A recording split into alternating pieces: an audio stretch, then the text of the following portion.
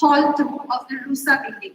But before that, we are going to take a short break of 10 minutes, and I request the organizing committee to assist our invited guests on stage. Thank you.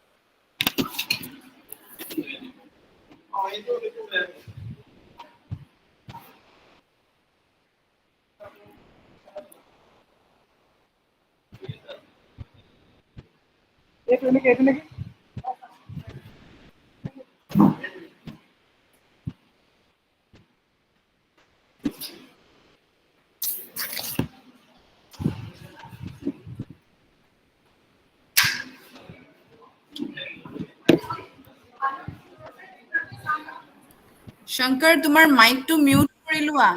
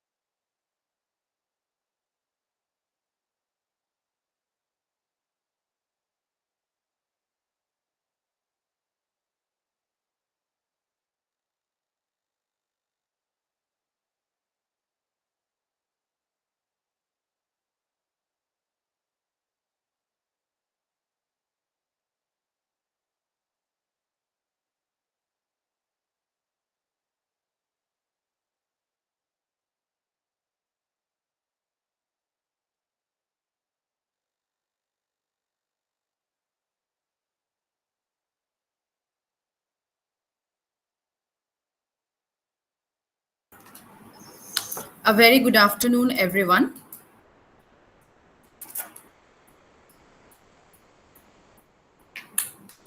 Am I audible?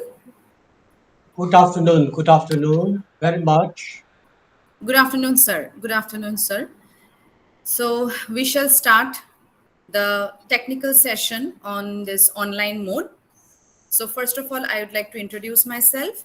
Here, myself, Dr. Rinki Dash, Assistant Professor, Department of Human Resource Management, Golaghat Commerce College.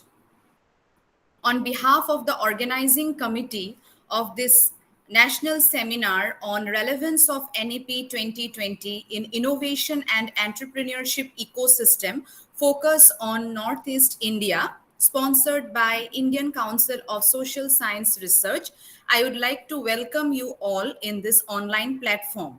First of all, we have with us today's resource person of this session, respected A.S. Yarso sir. We have a number of participants in this platform. So without any delay, I would like to start this session. So first of all, I would like to introduce our respected resource person for this session. So here we have with us Dr. A.S. Yarso, Assistant Professor, Department of Commerce, Assam University, Silchar. Sir has a rich experience of 18 years in his academic career. Sir was the gold medalist in MCOM and also hold the PhD degree. Sir has the areas of interest in marketing, human resource management, and working capital management. Sir has completed in his credit 2 PhD awardees, 6 are ongoing PhD scholars under him, 3 MPhil awardees with 1 ongoing MPhil scholar.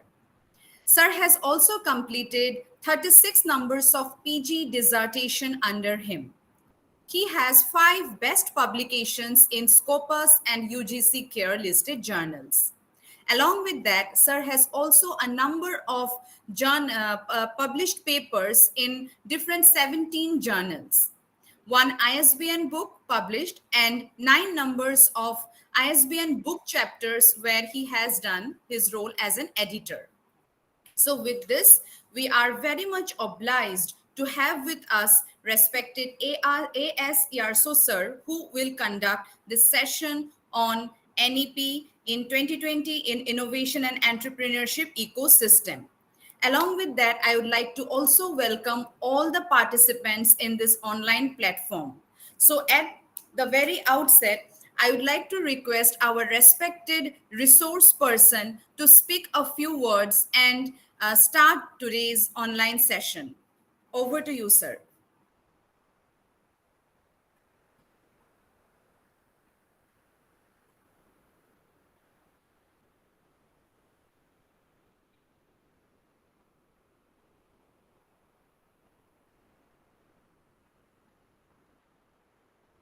Sir, is your network connection is All right, okay? thank you, Okay. Dr. Rinki, for your generous introduction. Am I audible to everyone? It is okay. Yes, sir. Yes, sir. So once again, thank you, Dr. Rinki.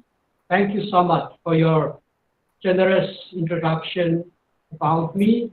Yes, at the outset, I would like to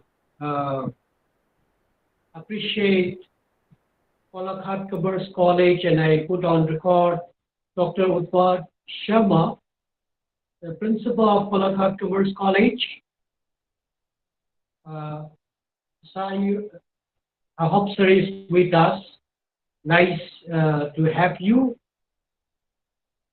I have gone through your profile. Your college has a very, what to say, outstanding performance, which is recognized by NEC and others. I appreciate your college and the team of, very eminent and enthusiastic faculties to be appreciated. And I also would like to put on record my thanks and appreciation to the HOD and the convener of this seminar, Dr. G. Devi.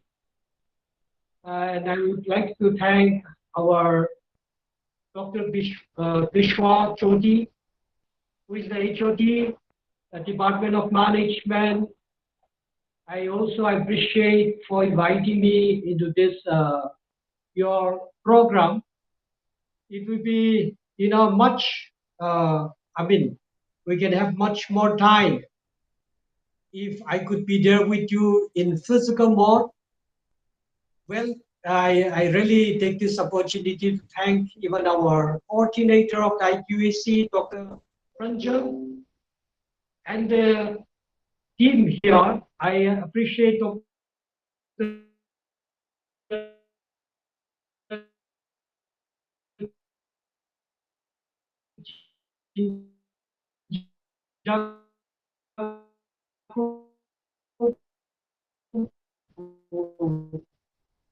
Provided me all the needed, informations, even provided me this opportunity in inviting me. And I also thank once again our faculty of the Palakkad Commerce College. Well, I won't take much time because I could see so many papers, and I'm sure that it will enrich the audience as we interact. But I will share a few points. So allow me to share the PPT which I prepared. I can do that, no? Madam Rinki, can I share the screen? Sure, sir. You are very much invited. Sure, sir.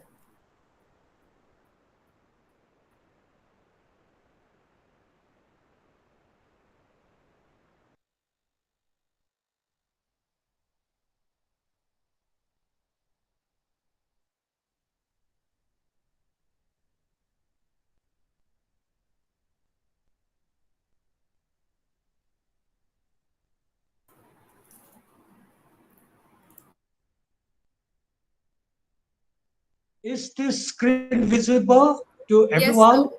Yes, sir. Thank you. Thank you. So you have the organizing team has very, what to say, appropriately identified the theme of this seminar, relevance of NEP 2020 in innovation and entrepreneurship ecosystem, focusing on Northeast, which I really appreciate and I like it.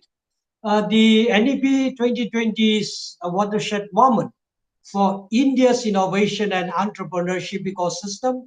And in this presentation, an effort is made by me to explore how NEP 2020 can be utilized to unlock the potentials of Northeast India.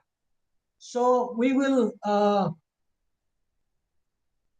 see to this slide, as I won't take much time. Yes, this NEP 2020 emphasize on holistic and multidisciplinary approach towards education that is to be noted by us, aims to make India a global knowledge superpower by focusing on innovation, research, and entrepreneurship. So you see the main goals here, these are to increase cross enrollment ratio, which is very interesting, then to strengthen the academic research, promote multidisciplinary learning, and create a flexible education system, which we have a choice-based credit system, and also to promote creativity, innovation, and entrepreneurship. So you see here the plan to implement that, which we have already started, even in the university level, in the colleges, we have started this, including setting up of National Research Foundation, transforming higher education institute into multidisciplinary institution, and restructuring regulatory bodies, which we have now in the process, like UGC. So we have, what is this? Let us have a very, quick look onto this different approaches here, the NEP 2020 to provide equitable and inclusive education system for all students at all levels. You are in the college and I am in the university. I'm sure that we will be able to, say yes to this, if not immediately, but it will be soon. So the curriculum and pedagogy, which is focused here in NEP 2020, is that this is envisioned with the multidisciplinary and holistic and flexible, framework of kind. It will also encourage experiential learning and critical thinking. So this is all about, and I would like to say here, we in the university, Assam University, we have implemented in the syllabi, and at present I have been supervising a group of students. In the last semester, under this new syllabus and the curriculum, I supervised 6 students, and they were sent to the field under the syllabi of what you call it as community engagement. So it is very interesting to learn.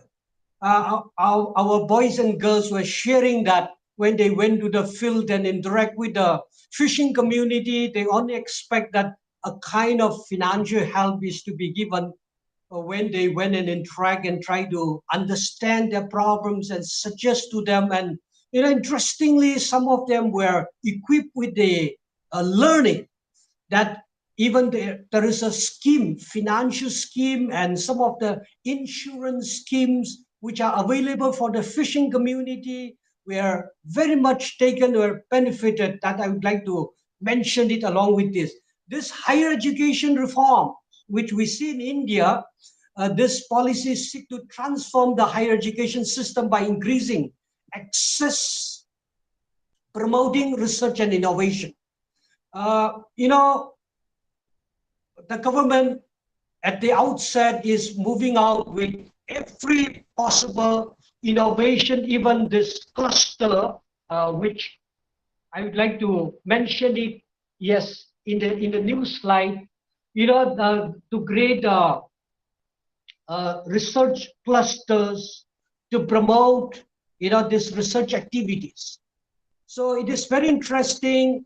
And if everything goes well, I want to share with you 6 of us as a team, faculties from different parts of Northeast, universities in Northeast. We are going to take up one, a kind of collaborative research under the ICSSR, which will be, or to say soon, make known if everything goes well. 6 of us will be going into this, especially this, what we call it, Mudra Bank schemes in India. So this is what I would like to mention a little bit. And when we talk about these policies and provisions of NEP 2020, this NEP 2026 to grant greater autonomy to higher educational institution to foster innovation. I'm sure that even your college, Colacat Commerce College, also is soon, augmenting into that. Even there will be freedom to design courses, degree granting powers, flexible governance is in the offing. Now, as I have mentioned about the research promotion, National Research Foundation is one of the key. I mean, this is to augment and to strengthen the research work under the NEP 2020. And without having any doubt, this NEP 2020, as I mentioned a little bit about even how, the students are sent to the field. So definitely this is skill, development oriented, this policies that we have to look into it, where these vocational courses are introduced, like in our Assam University, we have PVOC, where this food processing, farm machineries are taught to the student. While learning, they were to be on hand with the machine and the tools, which is very encouraging, and I hope this will give and surely pave the way even in our Northeast region like this. And I want to move on. Now, this is a very important part when you talk about the benefit which is going to gather and you harness through this NEP 2020, especially to entrepreneurship ecosystem as far as the Northeast India is concerned. So look into this NEP 2020 here to promote, as we have discussed and I have mentioned it, multidisciplinary and flexible approach towards education, even to gather and to enhance skill development in entrepreneurship and innovation system. Like in America, they have the, what do you call it, social entrepreneurship, ecosystem, which will help. Even we look forward. I'm sure that some of the papers which are going to present here will also pave the way for us to understand and even to come a kind of, social entrepreneurship. Let me give one very important point here. Notice in general, these are social oriented, people. I mean to say people of Northeast are socially oriented. Social organizations, social institutions are very strong in Northeast.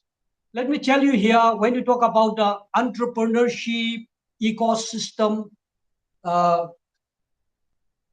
by moving to this Northeast, I am pushing a little bit fast so that we can give more time to the presenters. So I'm talking about this entrepreneurship ecosystem in Northeast.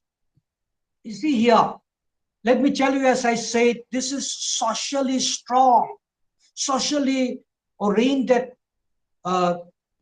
society are there in Northeast. We are greatly socially oriented to a great extent. This is what I want to say. But interestingly, what is becoming of Northeast? I want you to make note of this. In a socially integrating society, when education advances and materialism enters into it, we see that the socially strong community in Northeast is slowly disintegrated into individualistic community kind.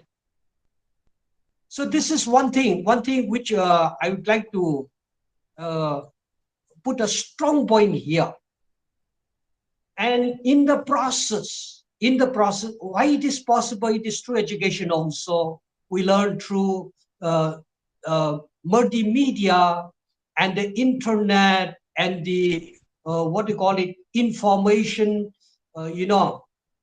exploration of information in the society. Northeast is also not exception, even with a strong internet connection, unlike Bhutan, unlike, I have a student whom I encountered with here in Silchar, NIT, he's from Kenya. He said that internet facilities in Kenya are not available as we are getting here in NIT Silchar. You see, we are not, we are not, lacking. Though Northeast is one of the most backward region in Northeast, backward region in India. But the point that I would like to press forward is that with all the dissemination of information and education, slowly the system of Northeast is break up. There will be a good point also, but as far as this entrepreneurship ecosystem is concerned, we have to tell very, especially, I wish that this is to be noted by every one of us here. You see here, Northeast region is different from other parts of India also. I met one learned faculty at Burdwan University some times ago, and I was discussing with, no doubt, Northeast, it is, as far as the budget allocation and even the policy is concerned, we should not, the people of Northeast should not be unhappy with the policy implementing agencies and the government at large. Why? Because the amount of 10 crores which can be invested with so many impact in, for example, in Andhra Pradesh and in Chennai region, 10 lakhs Northeast investment would be of little outcome. In other words, to make something figurative, something visible, 3 times or 4 times of investment which is made for constructing 50 kilometers in Andhra, 5-6 times of that has to be invested in Northeast because of the hilly terrain and the environment that we are, and the geographical location and dislocation, whatever you call it. So as long as this entrepreneurship ecosystem is concerned, my point here is that this integrating of socially oriented society into individualistic community or society is not going to help us. I repeat again, the socially integrated community of Northeast of the past, if it is this to be disintegrated into individualistic, then it will take a harder time. It will take more time.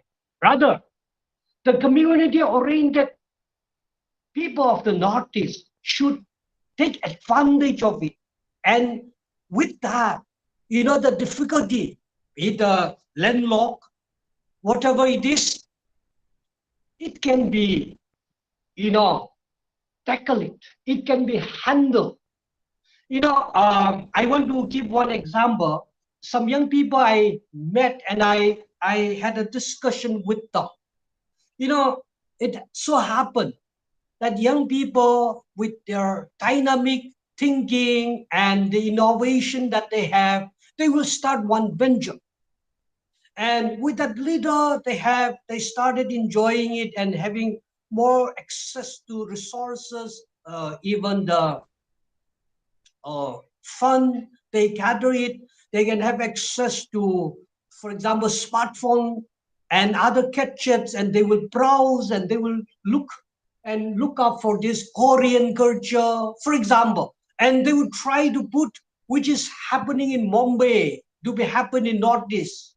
In the process, what they have started and make a headway, they are going to put to halt.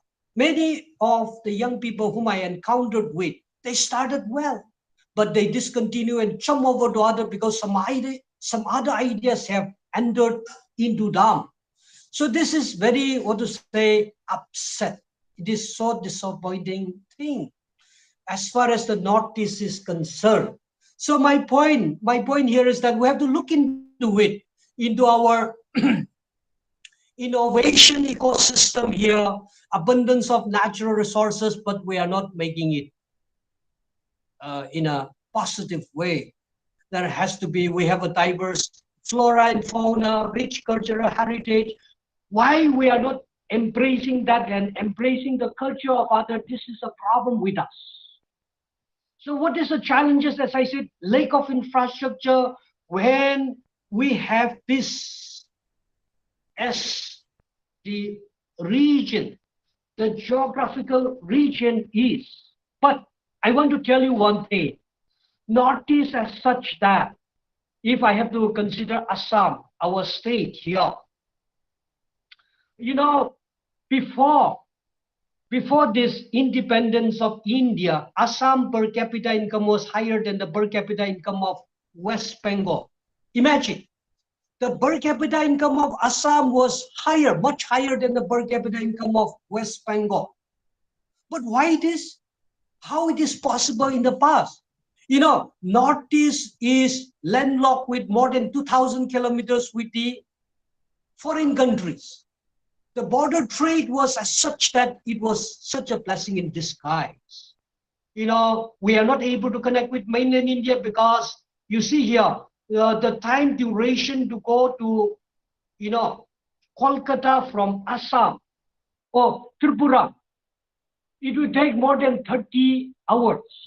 But if, people from Agartala has to go to Kolkata via Thaga, it will take less than 8 hours or less than 12 hours. This is the irony. That is the thing. You see, my point here is that we have so much of disadvantage. We have to take more time to travel to mainland India. However, off the bus, I am reminding off the bus, we make, so many border trade, even Sikkim, we talk about Nathula Pass, which is very close to China border. But because of the political situation and the policies of India, now all these borders are closed. We may say that's good. On the other hand, when we look closer into the, the border trade, many times the expert has opined that the what do you call it, that one, the list of items which are permitted to treat as far as the Northeast India and the bordering countries are concerned, the marketing, the list of items which are not permitted to treat are much more in number than the permitted numbers, the list of items treated in the borders. This is the irony. So one of the point when you talk about infrastructure, I have to share with you two things. One is social infrastructure has to be re-look into it. We should not allow socially integrated community to be disintegrated into individualistic community. This would be one of the important one of the important point that we have to look into it. Another is that the border trade should be in such a way that many of the northeastern region and the states of northeastern region like Sikkim, for example, we are talking about Assam, Mizoram, Tripura, Meghalaya, and even Manipur, it has to be fostered. Then the challenges that we have with regard to infrastructures can be reduced. Even you see here the ASEAN, the all Southeast Asian nation. We talk about Thailand, Laos, Cambodia, Vietnam, this Singapore. This they want to have a partnership with India. But one of the thing some times ago, when this Thailand was the president of this ASEAN association, they said that we are interested and would be willing to do it provided you make Northeast connected with us. So you see here, one of the striking point for helping us to overcome this infrastructure will be border trade. So let us look into this. Otherwise, our people, some of the things that I would like to mention it here, so many innovative agencies are there. You look into this, where we have encouraging entrepreneurship and creativity and innovation. You will see it. I'm talking about this. These are all this Northeast, especially the successful startup with the government policies. So this is you talk about the Jizira, Idea Nation Lab, Happy Bows, Run Miles. These are all which is established in Northeast. I'm sure that when we go forward by putting more our efforts in articulating the policy which are formulated at the central level, when we are able to articulate it and implement it even in the Northeast, I am sure that there are so many good things which are going to come on our way. So in conclusion here, this transformative policy NEP 2020, has a potential to revolutionize Indian education system, including the Northeast. What is that? We have to look forward. The government need to work with industry stakeholders, academic institutions, to ensure that effective implementation of NEP 2020, including Palakkad Commerce College, Assam University, that we are now collaborating with. With this note, I would like to end my yes.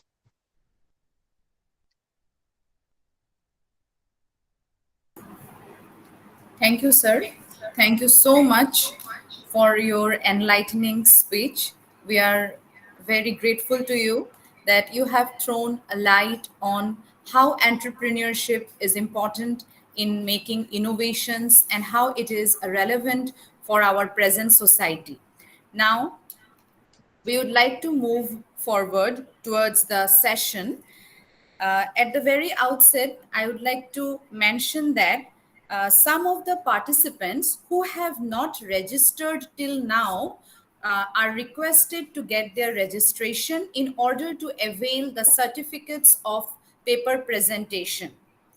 So, and if any participant wants the hard copy of the certificate, they need to also provide a postal charge for the same. So, I would like to request the participants, those who have not completed their registration process, kindly complete the process by contacting our organizing team through their respective mail IDs. Now, I would like to mention that there are 17 paper presenters in this session. I would like to request our respected resource person, Yarso sir. Sir, could you like to mention that how much time a paper presenter should take to present their paper? Dr. Rinki, that I leave it to your discretion because you are the organizing, and I will also request you to call out the presenter. Only if you can give me time at the end, I'll give the concluding remark. Okay, So you sure, can sir. decide it. 17 up to which hour we have to continue this? Sir, actually, we have 2 hours to complete the papers. We have 2 hours. Within 2 hours, we need to complete the entire session.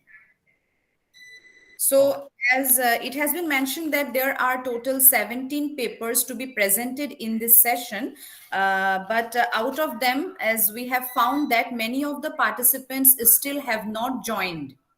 So, I would like to call their name one after another, and we will see if participants are not joining by the time. Then we can give some time to each presenter, like 5 to 10 minutes, for having a nice discussion. Is it okay, sir? That would be fine. That would be fine. Okay, sir. Okay. So now I would like to call upon the names of the paper presenters in this online session. So first of all, I would like to call upon Miss Manpreet Kaur.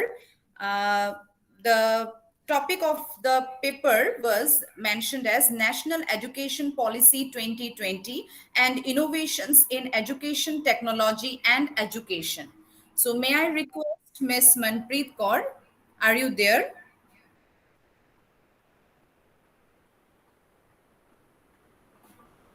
Okay, so I think Miss Manpreet Kaur is not available in now in this platform. So our next paper presenter is Priyam Soikia. Priyam Soikia, are you there? I think she is also not there. I would like to call our next paper presenter, Omili De. Omili De, I could see her. Yes, ma'am. Yes. So Omili De would be presenting, the paper is entitled as Accelerating Economic Growth by Building Up a Global Education Hub, the case study of Northeast India. I would like to request her to carry forward her presentation. Over to you. Thank you, ma'am. Thank you, everyone. First of all, good afternoon, everyone. So, my name is Someli De, and today I am going to present my paper, Accelerating Economic Growth in by Making Global Education Hub, a case study of Northeast India. So, may I share the screen now, ma'am? Yeah, sure. Thank you.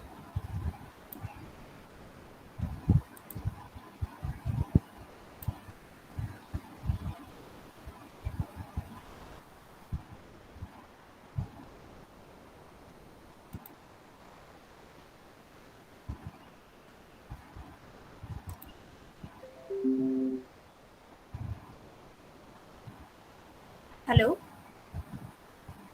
Yes. Is it visible to all? No, not till now. Okay.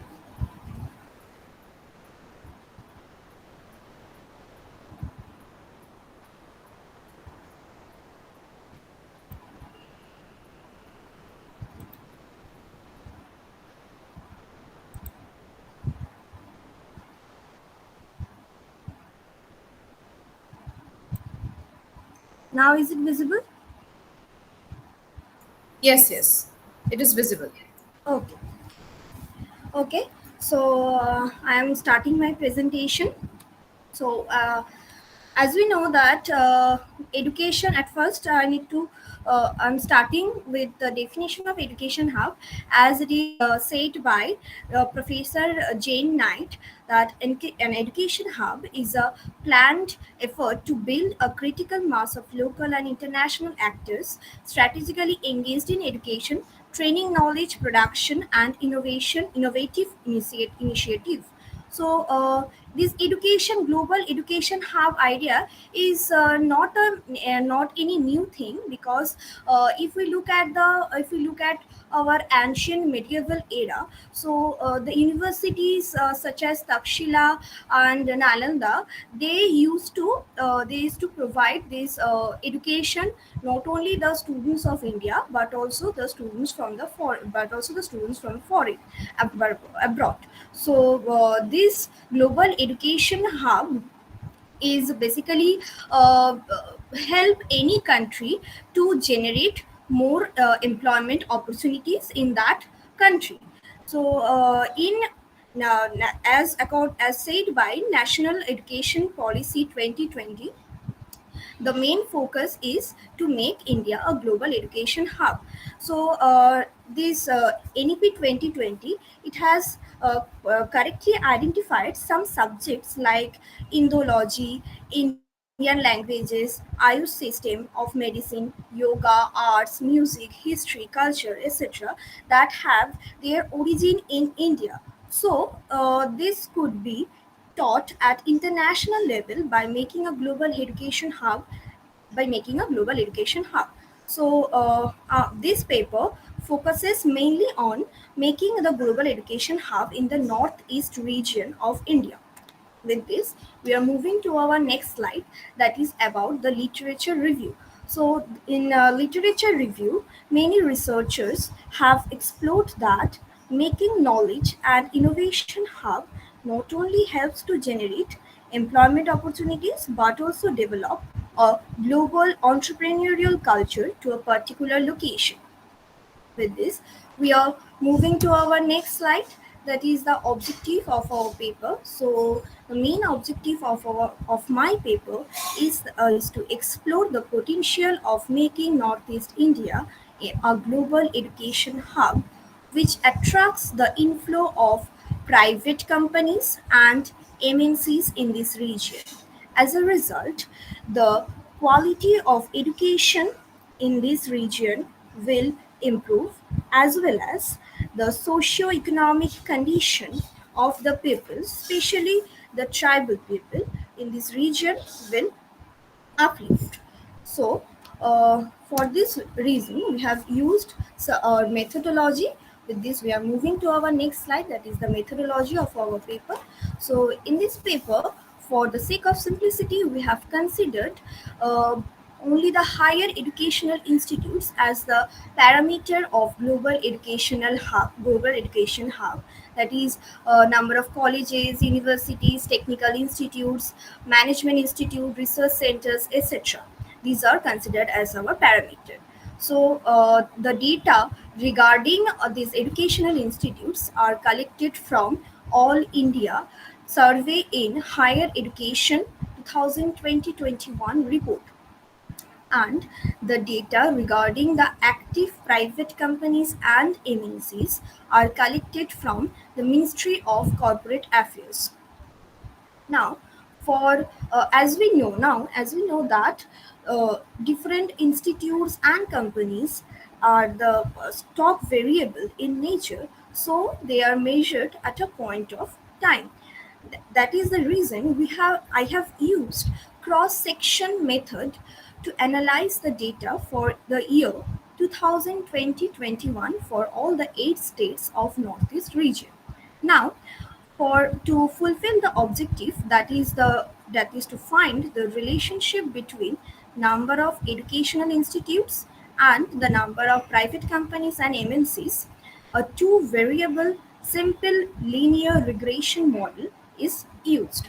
So this is our regression equation, that is yi equal to alpha I plus beta xi plus uy. Here xi, that is the explanatory variable, is used to denote the number of educational institutes, and y, that is the dependent variable, is used to denote number of private companies and MNCs. I denotes all 8 states of Northeast India. With this, we are moving to our next slide, that is regarding the result of our regression equation. So after taking all the values of two variables, we have plotted a regression line, and we get this positively sloped straight line for this true variable. It shows that there is a positive and statistically significant relation between the number of educational institutes and number of private companies and MNCs. So now let us move to our next slide, that is about the interpretation of the result of this ANOVA table. Here it is in the previous slide, as it is shown that the observed value of T is 8.119. It is greater than the tabulated value of T, so we can easily reject the null hypothesis, that is, there is no relation between the two variables, with 95% confidence, and accept the alternative hypothesis, that is, there is a positive relation between two variables. In fact, the value of adjusted R square, that is equal to 0.90, implies that in 90% cases there is a positive impact on the education hub on the inflow of private companies and MNCs. Maybe this 90% this value of 0.90 is because of all the northeast regions are of homogeneous type, because we have taken the homogeneous set of states. So we have got this 90% 0.90 result of adjusted R square. So for example, we can say that among all the 8 states of Northeast India, in Assam, it has been found that the number of active private companies and MNCs are, as well as the number of educational institutes, are very high. With this, we are coming to the conclusion of our paper. So it can be said that a global education hub will definitely facilitate the job creation, as corporates always want a quality of manpower for better performance of their company. They always like to employ or hire a person from a talent pool. Again, we also need to remember that there should be a decentralization of universities among these 8 states, so that the benefit of having an education hub can be enjoyed by all 8 states equally. Next, we can say that the foreign students will also be attracted to come and take the education facilities from this educational institute of Northeast India, because not only the cost of education in our country is very low than other countries, but also the subjects that are taught in the subjects that are rightly identified by NEP 2020 are originated in India only. So so we can, at last but not the least, we can say that a global education hub made in Northeast region will create job opportunities, as well as people in this region, they don't need to migrate to other part of India for better education and better quality of life. They can avail all the facilities in their state, in their region, if this global education hub is made here. So these are our references from where I have taken help to conduct my studies. And thank you everyone to listen to having patience for having patience and listen to me. Thank you, Ms. Omili De, for your nice presentation. Sir, may I request you that would you like to share your observations now, or shall we keep it at the end of the session? Now it is your wish. If other they are going to remain present, then I can give the observation at the end. Otherwise, I can give away right now. Sir, Which actually, one we would be a don't better have. one? Yeah, sir, I think we can share the observation after completion of the paper presentation, because we don't have so many number of presenters present in this online mode at present. So I think you Yeah, can. but make it sure that presenters are available. If they log out, then that would be of no use giving my observation when they are not there. No, Yes, so yes, make it yes. sure that they are there. Then it would be nice one. Yes, go ahead. Okay, okay, sir. So, sure. Then, shall I forward with the next paper presenter? Go ahead, please. Okay, thank you, sir. Thank you, sir. So, I would like to request Mr. Shubham Chatterjee. Are you there? Shubham Chatterjee. I think he is not present now in this platform. So, I would like to May I say request. something right now, ma'am? Yeah, Actually, he is busy with some work. He has to take a class right now. So okay, he will be present by 2 p.m. by 2 p.m. Okay. Yes, ma'am. Yeah. Okay, thank you. Thank you for the information. Yes. So I would like to request the next paper presenter. As per the schedule, I would like to request Dr. Amit Kotz and Miss Rohini. Yes, ma'am. Okay, you Yes, can ma'am, I'm start your there. presentation. Thank you, ma'am.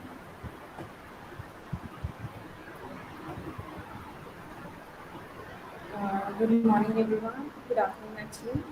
Myself, Rohini, from Department of Education, Guru Nanak Dev University. So I'm going to present my topic, technology in education. So may I present my presentation? Yeah, sure, but it is not visible, ma'am. Oh, 1 minute.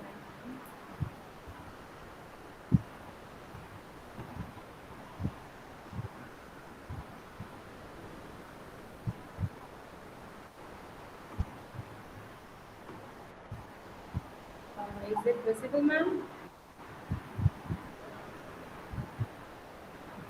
Yes, yes, it's visible now. And I would like to request Miss Omili Day to kindly mute your mic. Thank you.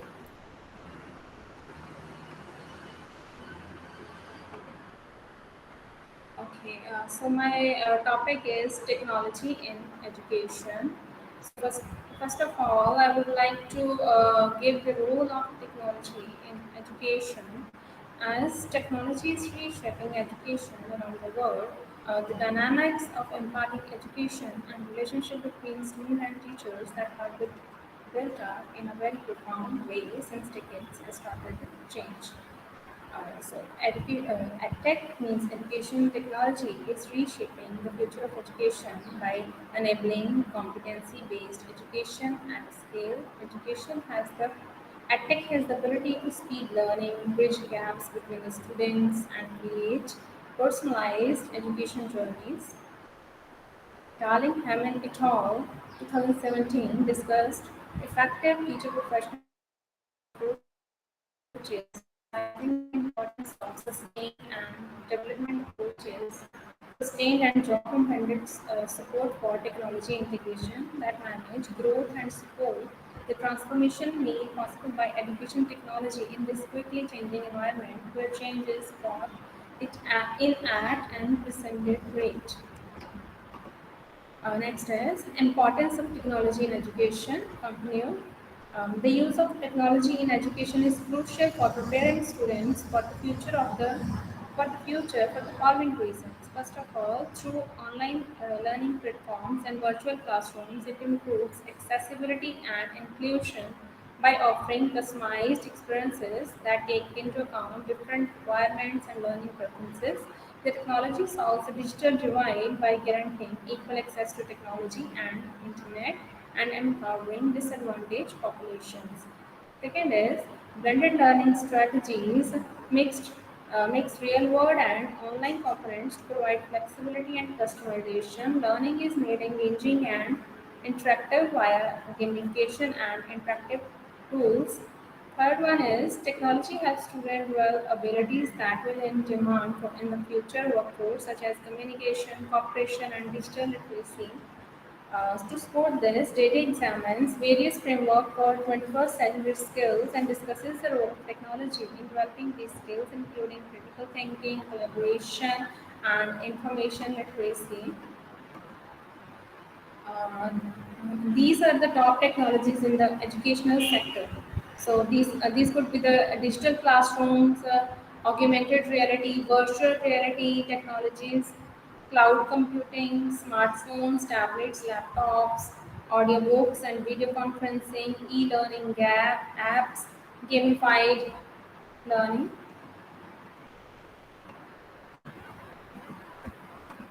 Uh, there could be some issues with the technology in the classroom. Cuban 1986 emphasized different techniques may only marshal most problems that teacher defines as important. Besides, the mere existence of technological tools is not sufficient to assure their adoption and use.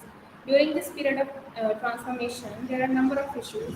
Uh, these could be the access and facilities, technological aptitudes, fairness and inclusion, gaps in the digital literacy, security and privacy issues, adaptation to the pedagogical change, the price of the procuring technology. So this could be the significance of technology in education. Shastra revealed research on the impact of technology on student achievement and highlighted these positive effects on the student learning outcomes. These are the improved inclusivity and accessibility, building future-ready skills, enhanced motivation and engagement, education driven by data. So technology can be used in the special education. Following are its application and solutions. It can be used as adaptive computing technology, and also it can be used as assisted learning technologies.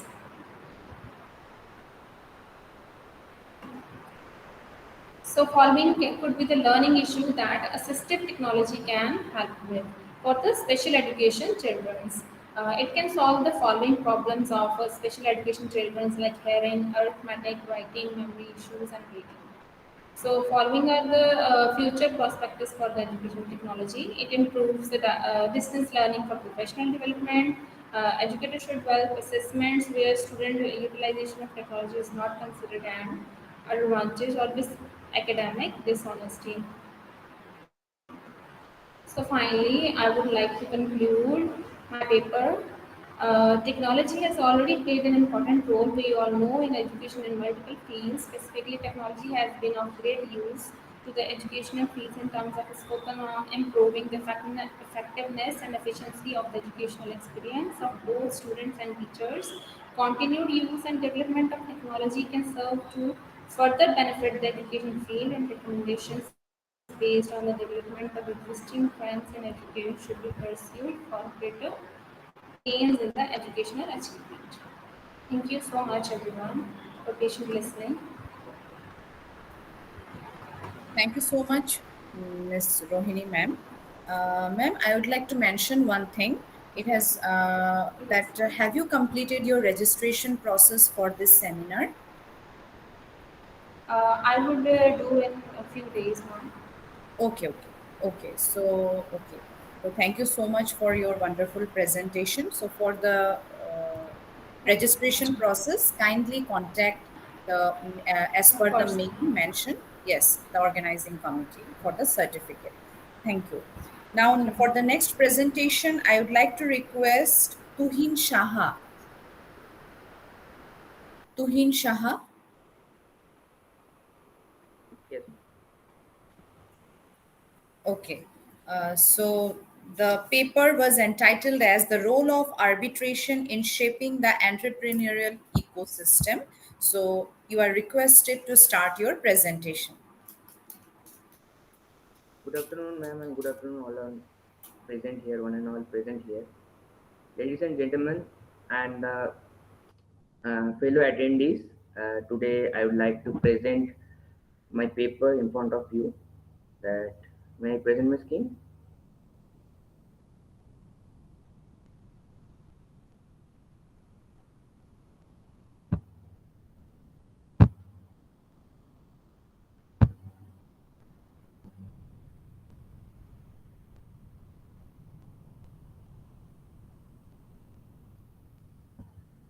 My screen is visible to everyone. No, no, not yet. Not yet.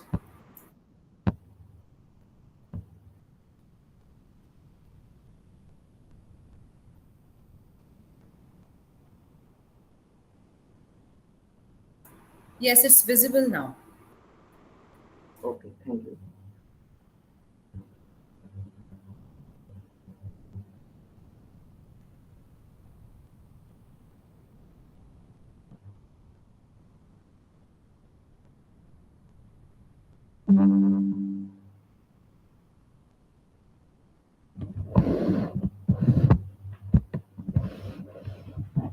So, ladies and gentlemen, and fellow attendees, today I present in front of you all to delve into a topic of paramount significance of our ever evolving business landscape, the role of arbitration in shaping the entrepreneurial ecosystem. In an era marked by rapid globalization, technological advancement, and an exponential rise and entrepreneurial endeavors, understanding the pivotal role of arbitration has never been more critical. Arbitration, often regarded as an alternative dispute resolution mechanism, has translated its transitional boundaries to become an cornerstones of entrepreneurial ecosystem. It navigates the complexities of a dynamic marketplace, disputes, and inevitable time-consuming process which we faced in traditional mode of litigation. So here is the introductions of my paper that entrepreneurship has emerged as a dynamic force deriving economic growth, technological innovations, and job creations worldwide. While entrepreneurial people progress, it is not without its shared disputes and conflicts that can hinder the ecosystem's developments and potentials. Resolving these conflicts in a timely and efficient manner is crucial to sustain the entrepreneurial momentums and fostering the conducive environment for future entrepreneurial endeavors. This paper seeks to explore the multifaceted role of arbitration in shaping the entrepreneurial ecosystems. Its aim to shed light on the way in which this method can be contribute to enhancing the overall entrepreneurial environment. Moreover, we will examine the specific benefits that entrepreneurs can derive from arbitration, such as expertise in handling the specialized entrepreneurial disputes and adaptability to address the unique needs of emerging ventures. In addition to discussing these benefits and challenges, we will also explore the pivotal roles of arbitration institution in supporting to entrepreneurial ecosystem. This institution play a crucial role in providing the necessary infrastructure, expertise, and standards for effective or fair arbitration. We will analyze the collaboration between the arbitration institutions and entrepreneurial support organization to highlighting the value of ecosystems that bolsters the entrepreneurial growth. Ultimately, this paper aims to demonstrate that arbitration plays a transferable role in shaping the entrepreneurial ecosystem by providing entrepreneurs with a reliable, efficient means of resolving their disputes. As we delve into the various facets of these vital intersections we hope to inspire the stakeholders, policymakers, and entrepreneurs to harness their potentials of arbitration for the benefits of entrepreneurs community and in turn the global economy. Here is the role of arbitration in entrepreneurial ecosystem. In today's fast-paced world, interconnected with business world, entrepreneurs face a multitude of challenges, risks. The dispute conflicts are inevitable, whether they arise from the contractual disagreement, intellectual property disputes, and difference of business strategies.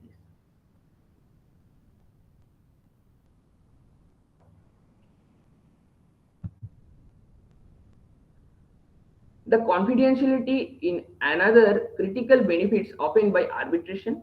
In court proceeding, disputes and related informations become a matter of public record. Potentiality and exploring sensitive business matter, information, trade secrets, all of these are present. In the entrepreneurial ecosystem, where confidentiality is essential for maintaining a competitive edges, arbitration provides a shield to privacy. Parties can keep their disputes confidential, safeguard their business interest to pursuing their reputations.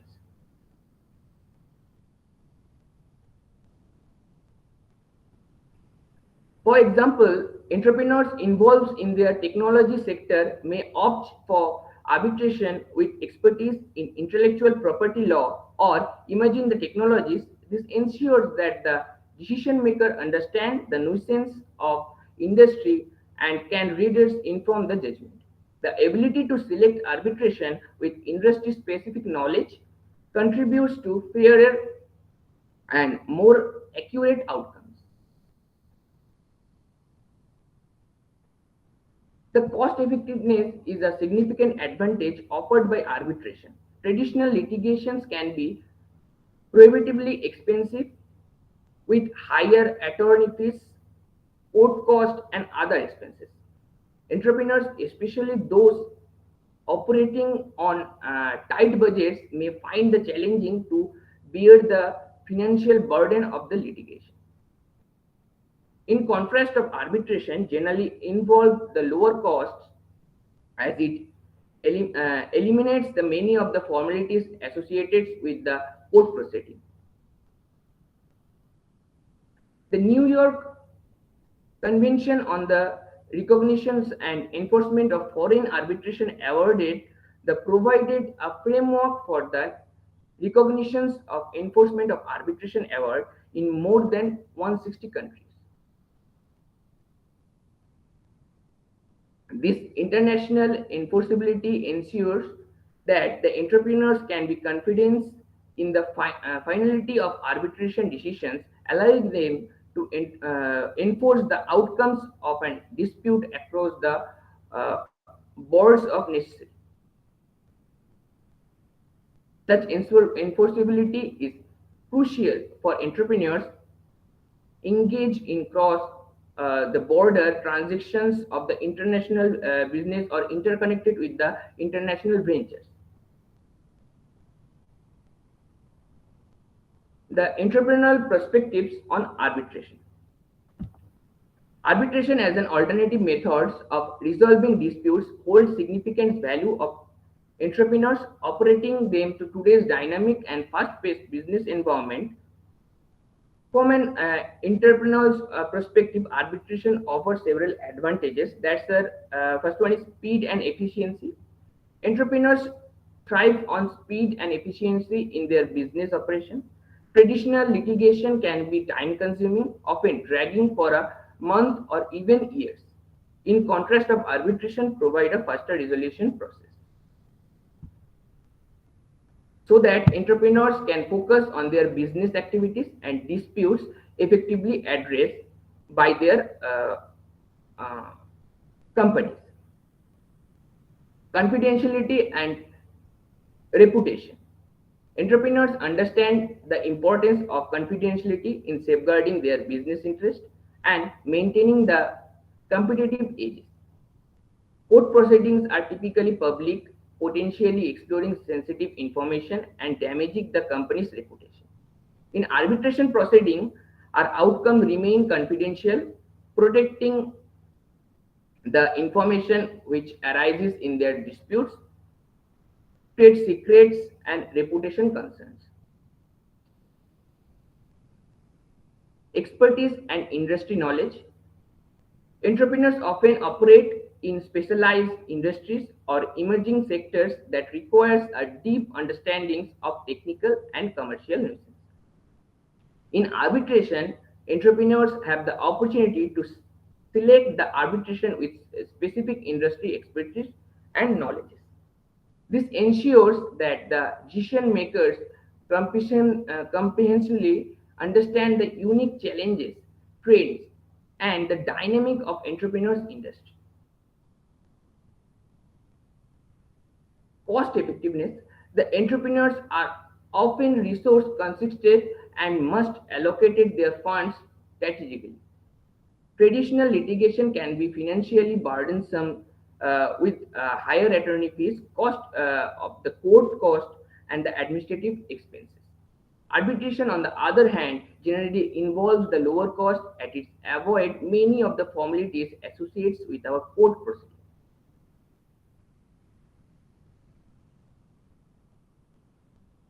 Hence, the entrepreneurs approach the arbitration with specific perspectives and align with their unique needs and objectives. The speeds of efficiency, confidentiality, expertise, flexibility, cost effectiveness, and cross the border enforceability of arbitration make it an attentive choice of the entrepreneurs. By opting of arbitration, entrepreneurs can focus on their core business activities, protect their informations, leverage industry-specific expertise, customize the process of their needs.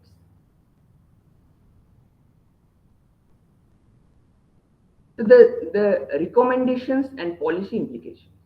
Arbitration has emerged as a valuable tool for entrepreneurs to navigate the dispute in the entrepreneurial ecosystem, to maximize the benefits of arbitration, to ensure the continued positive impact on this entrepreneurial ecosystem. The first one is the awareness and education. Promoting the awareness and providing the education about the advantage and the process of arbitration is essential in entrepreneurial ecosystem. Entrepreneurs should be educated about the benefits of arbitration, including its speed, confidentiality, expertise, flexibility, and cost. Dear paper presenter, kindly wrap up your paper. We are running out of time. Okay, ma'am. I conclude. Right. Okay. Now, in conclusion, the role of arbitration in shaping the entrepreneurial ecosystem is undeniability of transformative. It empowers the startups to focus on their core innovation, secure the investors to confidence, facilities international collaborations, and fosters the environments of proactive disputes management. The arbitration as integral tool will undoubtedly contribute the growth of entrepreneurial spirit. Here are the reference. Thank you. Thank you, ma'am, and thank you all. Thank you so much. Thank you so much for this wonderful presentation. Now, I would like to request the next paper presenter, Apratim Nag. Paper is entitled as Integration of ICT with Education in the Light of NEP 2020. Sir, it's over to you. Thank you, madam. Am I audible? Yes, sir. So, respected chairperson, Dr. Rinkidas, madam, and other members of the organizing committee, at the outset, I'd like to express my heartfelt thanks to the Golaghat Commerce College fraternity in general and my research collaborator and friend, Dr. Karabi Devi in particular, for providing me with this opportunity of presenting this paper in this national seminar. Can I share my screen? Sure, sir.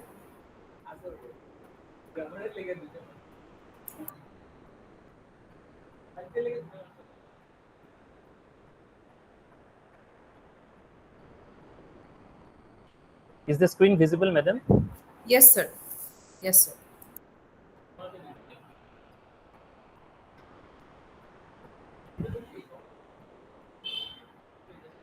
So the title of my talk is Integration of ICT with Education in the Light of NEP 2020. And I have divided my talk into 4 sections. The first, I shall introduce the topic. Then I'll discuss the key aspects of NEP 2020 in dealing with technology.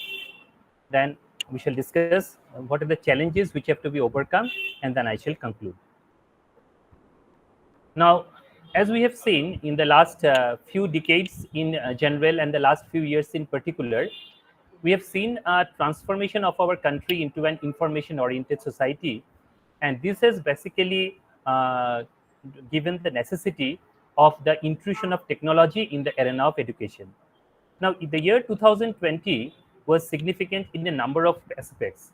We have seen the outbreak of the COVID-19 pandemic, and at the same time, there was also the introduction of the national education policy of our country, which was named as NEP 2020. And one important aspect of NEP 2020 was the intertwining of education and technology.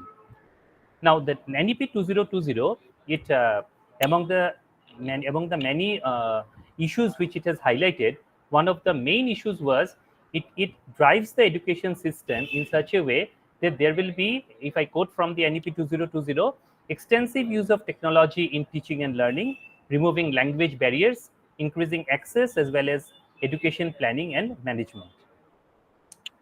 Now,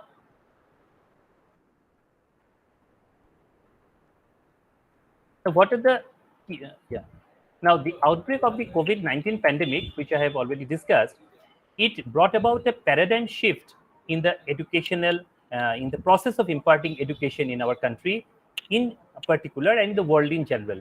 It has virtually necessitated the replacement of in-person learning with virtual learning. And the teachers as well as the students were left with no other option but to reinvent or re-explore the conventional teaching learning processes.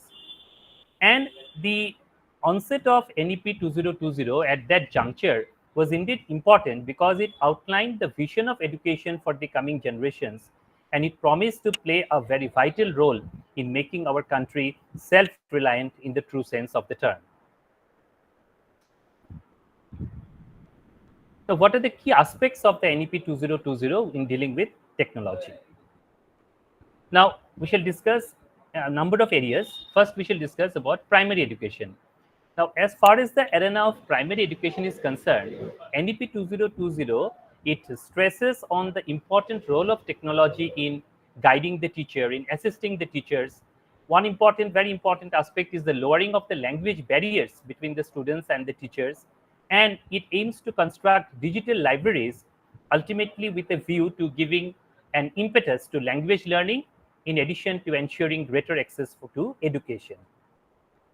If we look into the aspects of professional and higher education with which we are dealing with, this policy acknowledges the important role of technology in addressing various societal challenges, and on one hand, and on the other hand, it also encourages interdisciplinary research and innovation. The higher education institutions are being encouraged to set up startup incubation centers, which we have, which most of the colleges in Assam have already started, and the technology development centers. And a concept of national research foundation is also being mooted to cultivate a culture of research. And it also, and very important aspect of the policy is that it calls for the establishment of the NETF, which is the National Educational Technology Forum. Another important aspect of NEP 2020 is its focus on the utilization of technology to ensure efficiency and transparency of the regulatory bodies. The NEP 2020, it focuses on the use of technology with an aim of ensuring the proper functioning and transparency of the regulatory bodies like the State School Standards Authority, the Higher Education Commission of India or HECI, as well as its four verticals with which we are already familiar with when we are dealing with NEP 2020, which are the National Higher Education Regulatory Council, National Accreditation Council, which will be replacing NAC, Higher Education Grants Council, and the General Education Council. Now, one important aspect which we must discuss when we are discussing the intertwining of education and technology is how we shall adapt to the increasing use of artificial intelligence or AI, which we are familiar with. We have seen that there has been an increasing use of artificial intelligence over the last few years, and this has given rise to a number of challenges, and there the need to acclimatize or to adapt to those changes occurring on because of the increasing use of artificial intelligence across sectors has come up.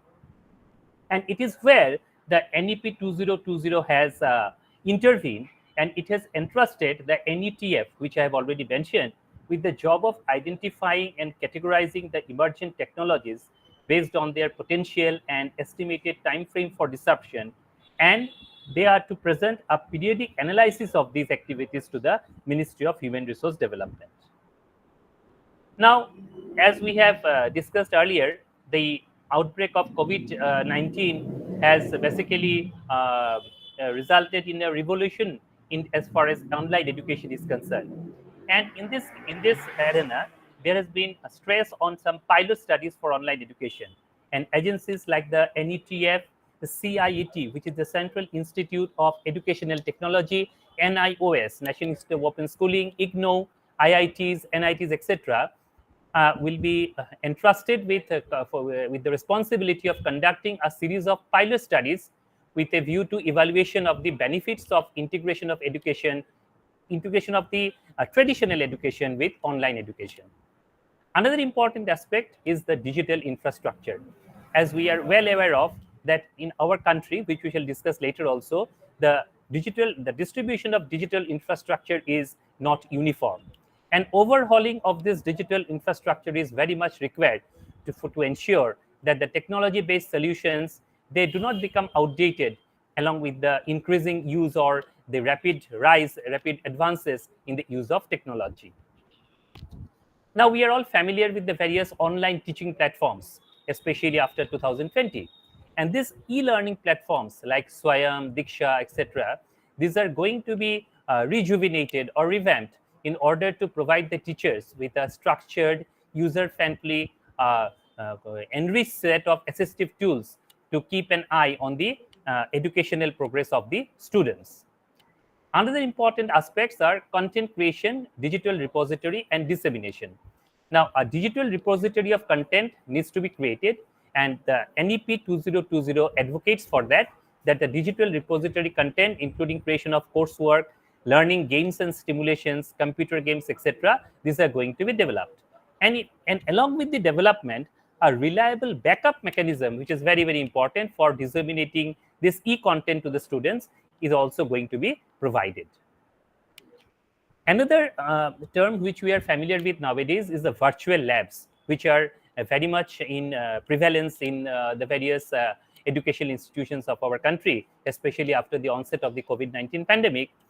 And this, the e-learning platforms, which I have mentioned, like Diksha, Swayam, Prabha, etc., these will be used in a more aggressive manner for creating virtual labs, so that the students have equal access to the quality practical as well as hands-on experiment-based learning experiences. Now, in order to efficiently carry out these activities, there is also the necessity of training and incentives for the teachers, because they will be the key persons involved in the dissemination of information. And for that purpose, the teachers will be imparted with rigorous training in the learner-centric pedagogy, and this will in turn equip them to become high-quality online content creators themselves. And so along with the imparting of the education in online mode, they will also become the content creators in online mode. Now, the assessment and examinations are also a very important part of the education system. And in this aspect, the NEP advocates that the bodies like National Assessment Center, like PARAK, it will be named as PARAK, the school boards, the National Testing Agency or the NTA, and these and other such bodies, they will design and implement the assessment frameworks for the proper dissemination or proper implementation of the academic activities. Now, along with the use of online education, the traditional mode or the offline mode will also be carried on. And in this, there lies the concept of blended models of learning. And we cannot ignore the fact that for implementing the digital learning in education, the importance of face-to-face or in-person learning is also very, very important. And as such, various effective models of blended learning are going to be identified for appropriate replication of various subjects. Now, these are the key aspects that we have discussed. But while we go for the implementation of those, some challenges are likely to come. And these challenges have to be overcome with a firm hand. What are the challenges? We shall discuss a few because time is limited. One is the most important one is the uneven penetration of internet in our country.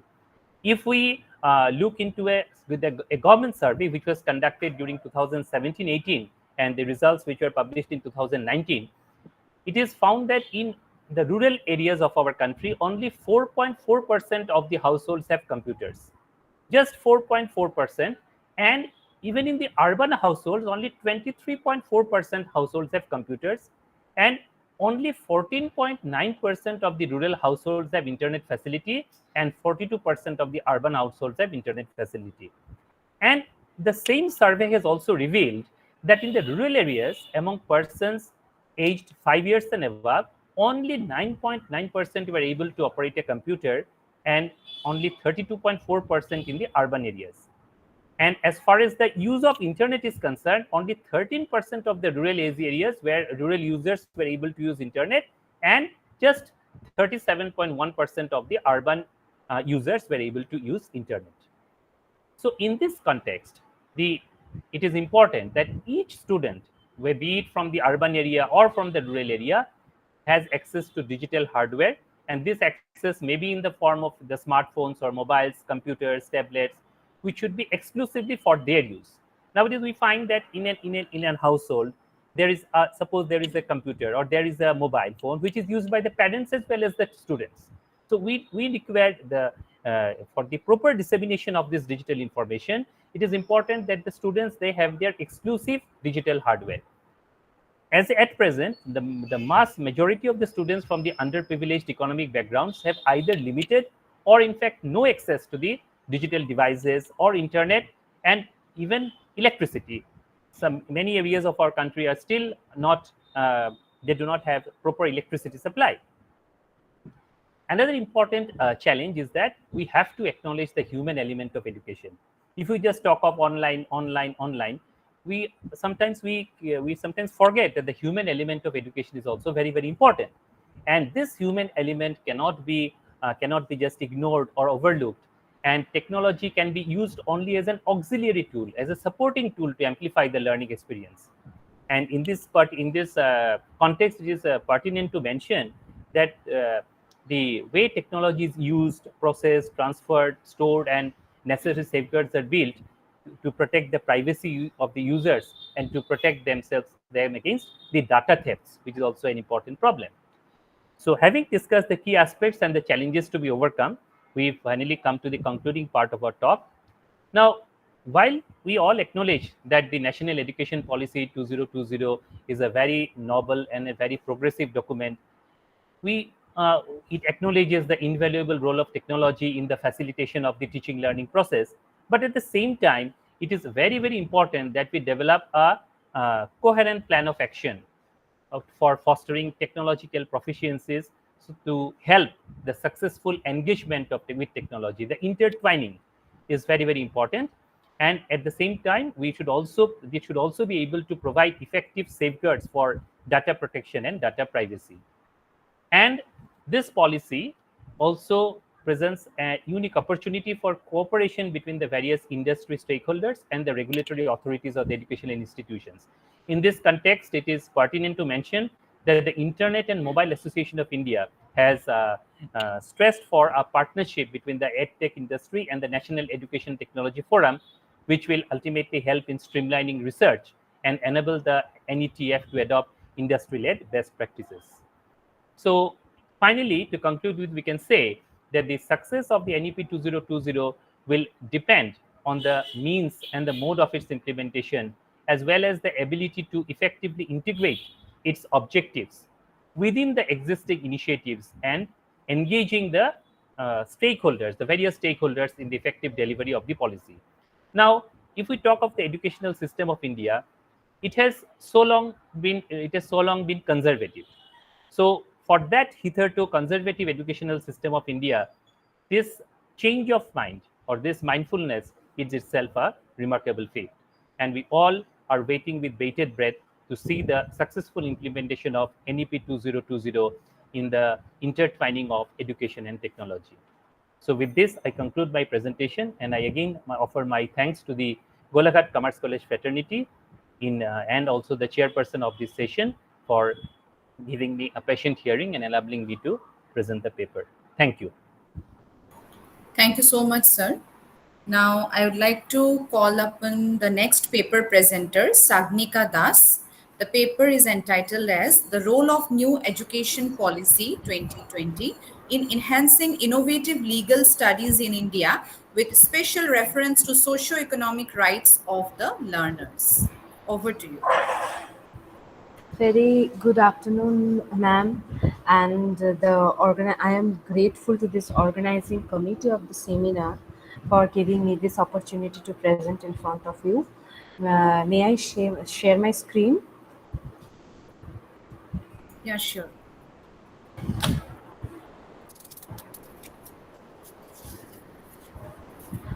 Is my screen visible, ma'am? Yes. Okay. So, as you said, the title of my presentation is that the role of new education policy in enhancing innovative legal studies in India, with special reference to socio-economic rights of the learners. So, at the very beginning, I would like to say that what is the meaning of the socio-economic rights and why I am relating socio-economic rights to that education and innovative legal studies, and what do we mean by the term innovative legal studies. So first of all, socio-economic rights is that facet of human life and that part of human rights that includes the right to livelihood, social security, fooding, clothing, shelter, and it includes education. As education being covering a huge arena of human lives, that gives us the awareness and the ability to earn our food, our clothing, our shelter, and social security as well. So it gives a facet to encourage and to have a livelihood. Okay, so that is the reason how socioeconomic rights is attached with the innovation and innovative legal studies is a very important facet which we want to relate right now. Before coming to this topic, I want to refer certain jurists, specifically the American jurist Cardozo, who stated that law transcends the limitations of the society and help the people to attain the basic needs, including education in a given social order.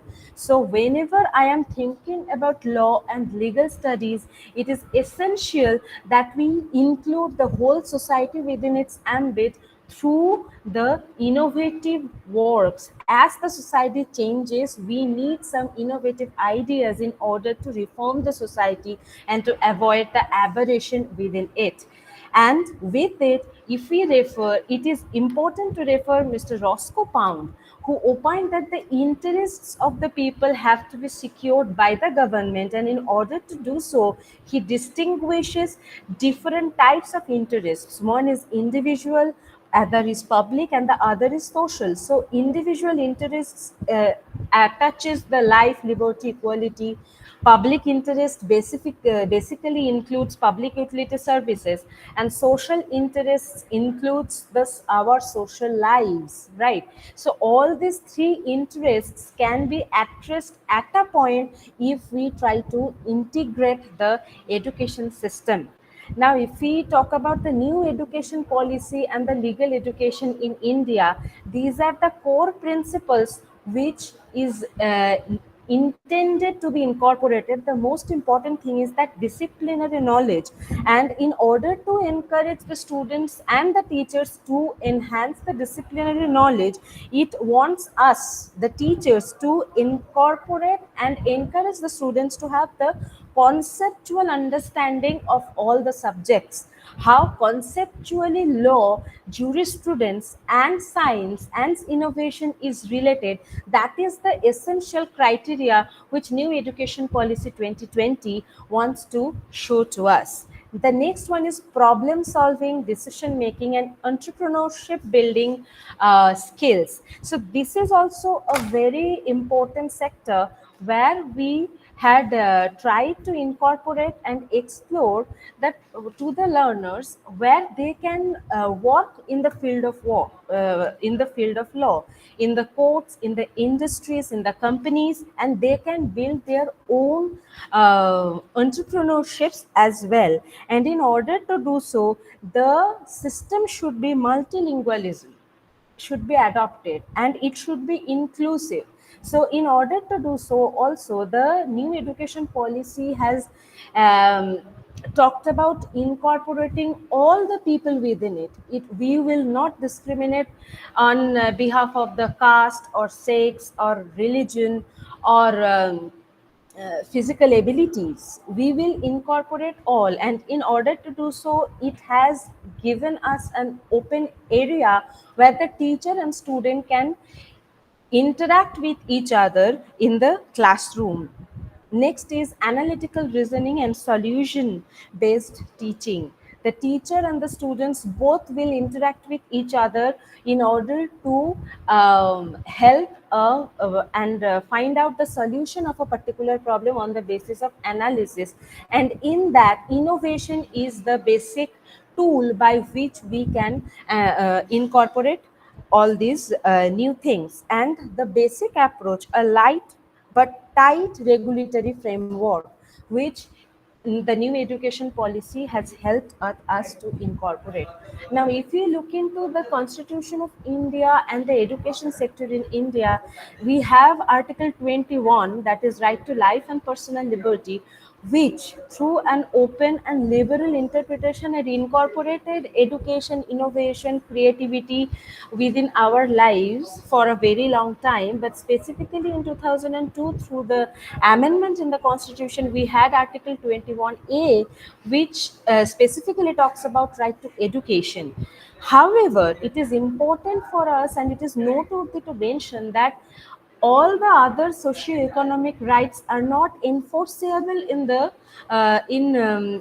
to the Supreme Court or the High Court through Article 32 and 226 of the Constitution of India. However, these rights has been interpreted through horizontal interpretation by the Supreme Court, and now we can talk about all these rights openly, and innovation is the basic criteria over here.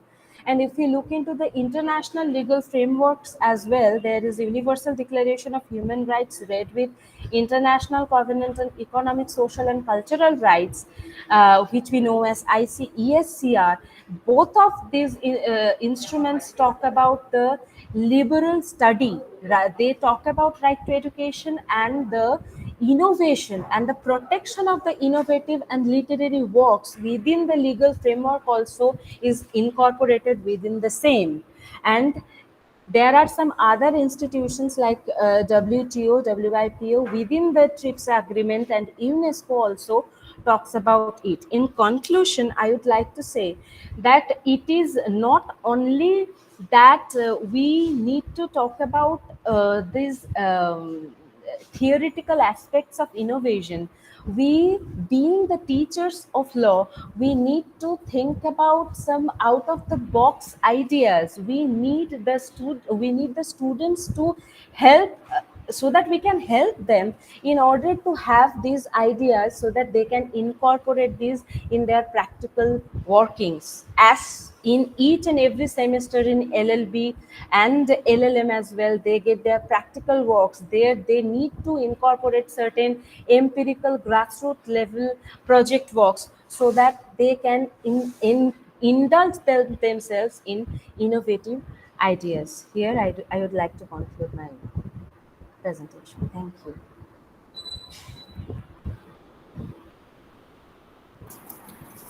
Thank you so much, Satnika ma'am.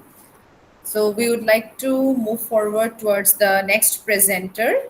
So I would like to request Professor Amit Kautz and Ms. Manikiran Virdhi to start their presentation. Their paper is entitled as Academic Bank of Credit.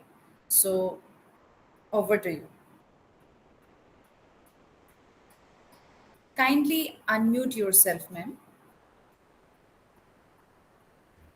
Good afternoon, everyone, and a special thank to the institution for providing this seminar in a hybrid mode.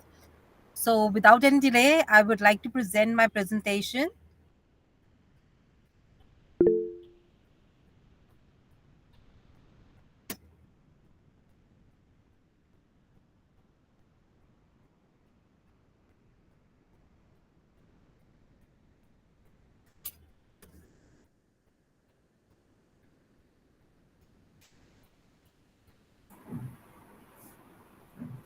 Is it visible, ma'am?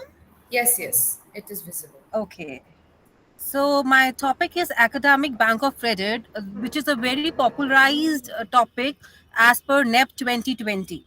So, in this paper, I would like to talk about what is ABC, its functions, its objectives, eligibility criteria, and the working of ABC. So, Academic Bank of Credit is a credit facility that was proposed by the Government of India in the National Education Policy 2020.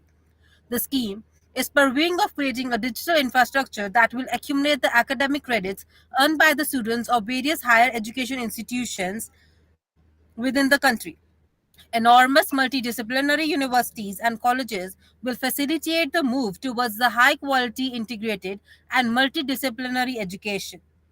Innovative flexible curricular structures will enable ingenious combinations of disciplines for study and would offer multiple entry and exit points. I would like to focus here on the word multiple entry and exit points, the key word of ABC, eradicating the currently prevalent firm boundaries and creating new guiding path for lifelong learning. The ABC will be entrusted with the responsibilities such as opening, closing, and verifying the individual academic account of the students. It will also be responsible to gather the academic credits earned by the students from the respective higher education institutions, verify these credits, store these credits, transfer, and redeem them. Using ABC, the student becomes academic account holder. It helps the students for seamless mobility between the institutions that are higher education institutions. This happens through a formal system of 4 C's, that is credit recognition, accumulation, transfer, and redemption. Now, what are the basic trademarks of Academic Bank of Credit? It encloses all kinds of courses provided by the higher education institution, which are agencies by the UGC. It encompasses the courses offered through various mediums. It also facilitates various schemes such as SWAM, VLab, NEPTEL, and such others. The sustainability of these courses of the credits is 7 years.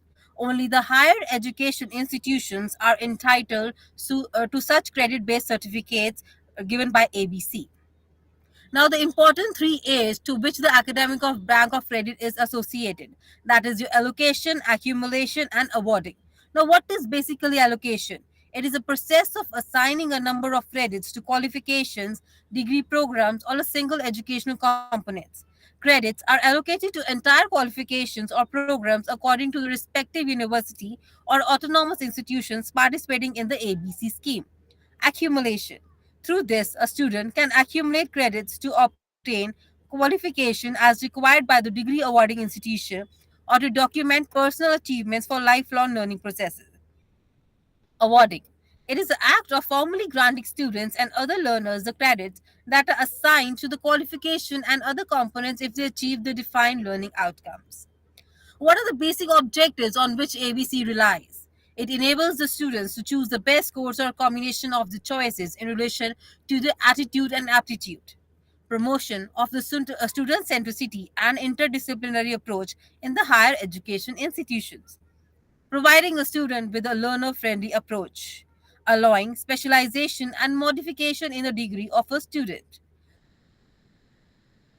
Freedom of multiple entry and exit according to the time preferences and choices, providing the mobility in regard to various disciplines in various courses across higher education institutions, offering the teacher learning process in a flipped and a blended manner, fostering of a lifelong learning in both full-time and part-time manner, connection across different domains of knowledge, satisfaction of voyage of knowledge of students. As per what is the importance of ABC? Increase the students' freedom as they can move from one course to another course. Enables the students to drop out in any year and then exchange the credits earned so far with the certificate diploma if they are eligible. They can redeem the credits and rejoin the same or any other institute in the future and continue their education. The institutions cannot keep the student in courses against their will to earn money. Ultimately, the importance of academic bank of credit relies on the main premises, that is the flexibility of moving from one higher education institution to the other. The functions of academic bank of credit. ABC deposits the earned credits with any and by the registered higher education institutions for a particular course in the account named as academic bank account. Higher education institutions registers themselves with ABC with a clear-cut regulation providing guidelines for opening, closing, and ensuring validity of ABC. It also ensures accumulation, verification of credit, and transfer of students. Various national level schemes like VLab, NEPTEL, SPAM offering courses are considered for the credit accumulation and the transfer. The function of ABC are spread over various futuristic and pertaining teaching models. All regulations and norms pertaining to ABC transactions as decided by the registered higher education institutions are in line with NEP 2020. Credit deposit and earn with ABC is valid for the purpose of retrieval of a diploma, a degree, a PG diploma, or certificate for the maximum 7 years. Various bodies like UGC, AICTE, NCTE, and their programs are covered by the ABC. Students, they have a freedom to take the additional course according to the aptitude and the attitude beyond the boundaries of the curriculum. The credits are transferred to APA for the purpose of award of diploma, degrees, certificates, etc. earned by the students. Vocational degree or diploma are also related to the allocation and accumulation of credits earned through ABC. Now, what is basically how academic bank of credit works? As you can see in the figure, you need to open the ABC account. You have the credit information as per the courses. The credit information is given you as per the courses available. Then your evaluated and verification of credits is done. Then at the fourth, you have the type of courses you can offer for. And at the last is the credit validity. Type of courses, it can be both online and offline. Academic bank of credit. What is the eligibility criteria for ABC? The following institutions and students belonging to the respective institutions are eligible for ABC. All universities in India that are established or incorporated by or under a central act, a provisional act, or a state act, deemed to be universities that are declared as such under Section 3 of the University Grant Commission Act 1956. Autonomous colleges and institutions of national importance as declared by the Government of India and specially empowered by an Act of Parliament to confer or grant degrees. On a concluding part about ABC, Academic Bank of Credit will provide every student with the ability to open a unique or individual academic bank of account in a digital form, as well as a unique ID and access to a standard operating procedure. Credit earned by enrolling in the courses at registered higher education institutions during or after academic year 2022 are eligible for credit transfer, accrual, redemption through the Academic Bank of Credit. The UGC may give the ABCs with such financial and administrative assistance as it deemed necessary to carry out the purpose of ABCs. The higher education institution must pay a charge to register as an eligible institution under this regulation. This cost must be set with the central government or UGC's prior approval depending upon the situation. Registered higher education institutions must provide teacher or staff training, mentoring, academic and administrative audits, and other measures to enhance the quality of ABC's facilities performance and promote holistic multidisciplinary education with assistance of ABC facility. These measures may take the form of faculty development programs, quality improvement programs, professional development programs, or technology inculcation programs. Every registered higher education institution must annually upload all of the ABC's information as well as actions done to maintain, improve, and guarantee the quality of the ABC. The central government UGC higher education institution registered with ABC, they should have a ABC grievance redressal mechanism to handle the students' complaint and appeals. This is all about the ABC. Thank you. Thank you so much, Manikarna Virdhi ma'am. So you, we would ma'am. like to move forward towards the next paper presenter. So I would like to request Mr. Vidyut Kalita, if you are there. Yeah, I could see you. So it is over to you. You can start your presentation.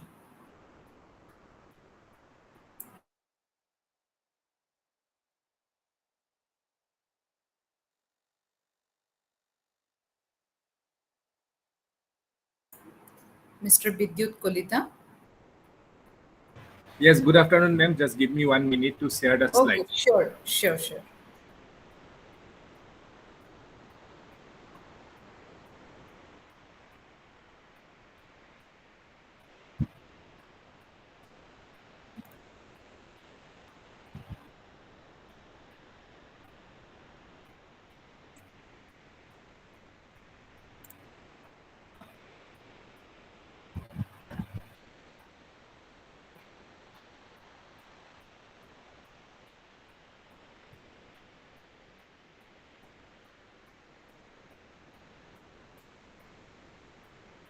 Is my screen visible, ma'am? Yes. Okay. Good afternoon, everyone. Respected resource person, sir, all the esteemed members of National Seminar Organizing Committee. And the topic of my presentation is Women Entrepreneurship and its issues with special reference to jute craft of Assam. So let's begin with the presentation. In terms of commercial use and social significance, jute is considered as a major fiber crop. It is also termed as golden fiber because it provides income to the farmer and the color of the fiber is also golden. And Assam is the third largest. Assam is the third largest producer of raw jute in India after West Bengal and Bihar respectively. Then before 20 years, in around 2003-2004, there is a growth of women entrepreneurship with special reference to jute industry of Assam. By the effort of National Jute Board, they promoted entrepreneurship in the jute craft area, which is growing at the present time. Nowadays, we are talking about environment, eco-friendliness, environmental awareness. Jute is such a fiber that protects the environment. It is considered, sometimes it is considered as alternative to plastic as a packaging material. Jute farming as well as jute craft, jute handicraft that impact the socio. Yes, madam. Sir, sorry to interrupt you in between. Sir, your slides are not moving. Yes. Okay. Now it's okay. Now it's visible. Okay. Does jute farming as well as jute craft plays a very significant role in the socio-economic life of agrarian economy, and more particularly for Assam and particularly for the riverine areas.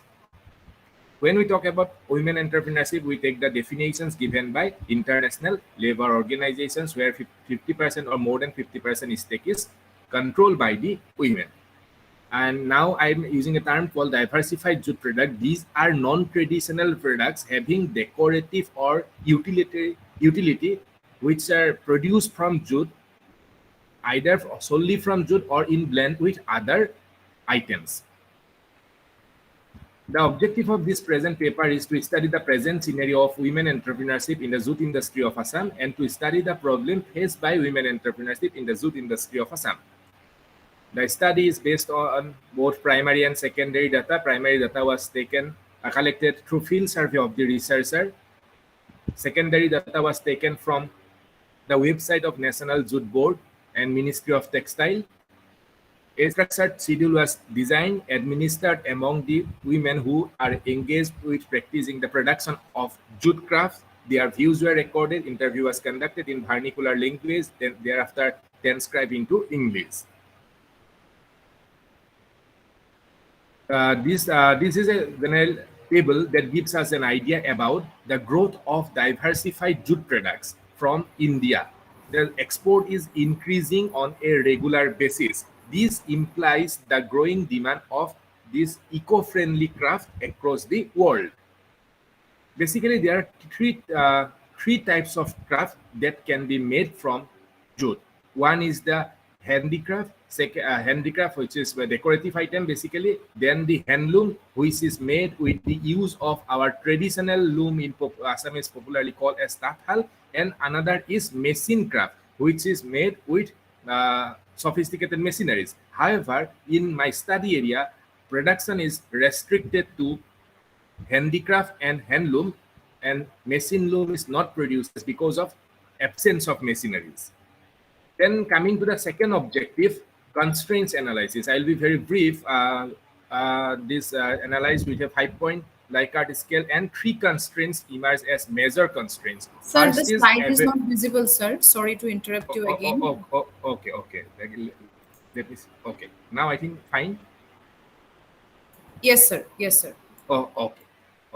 Well, talking about the constraints, first is the availability of time. This craft is undertaken by women after meeting their family obligations towards other member of the family, children, household activities, agricultural activities. After all these activities, the residual time is utilized for this craft, which is excellence. They are not able to devote full time in this craft. And they have traditional craft also, like weaving, tathal, etc., where they have to allocate their time. Second is working capital.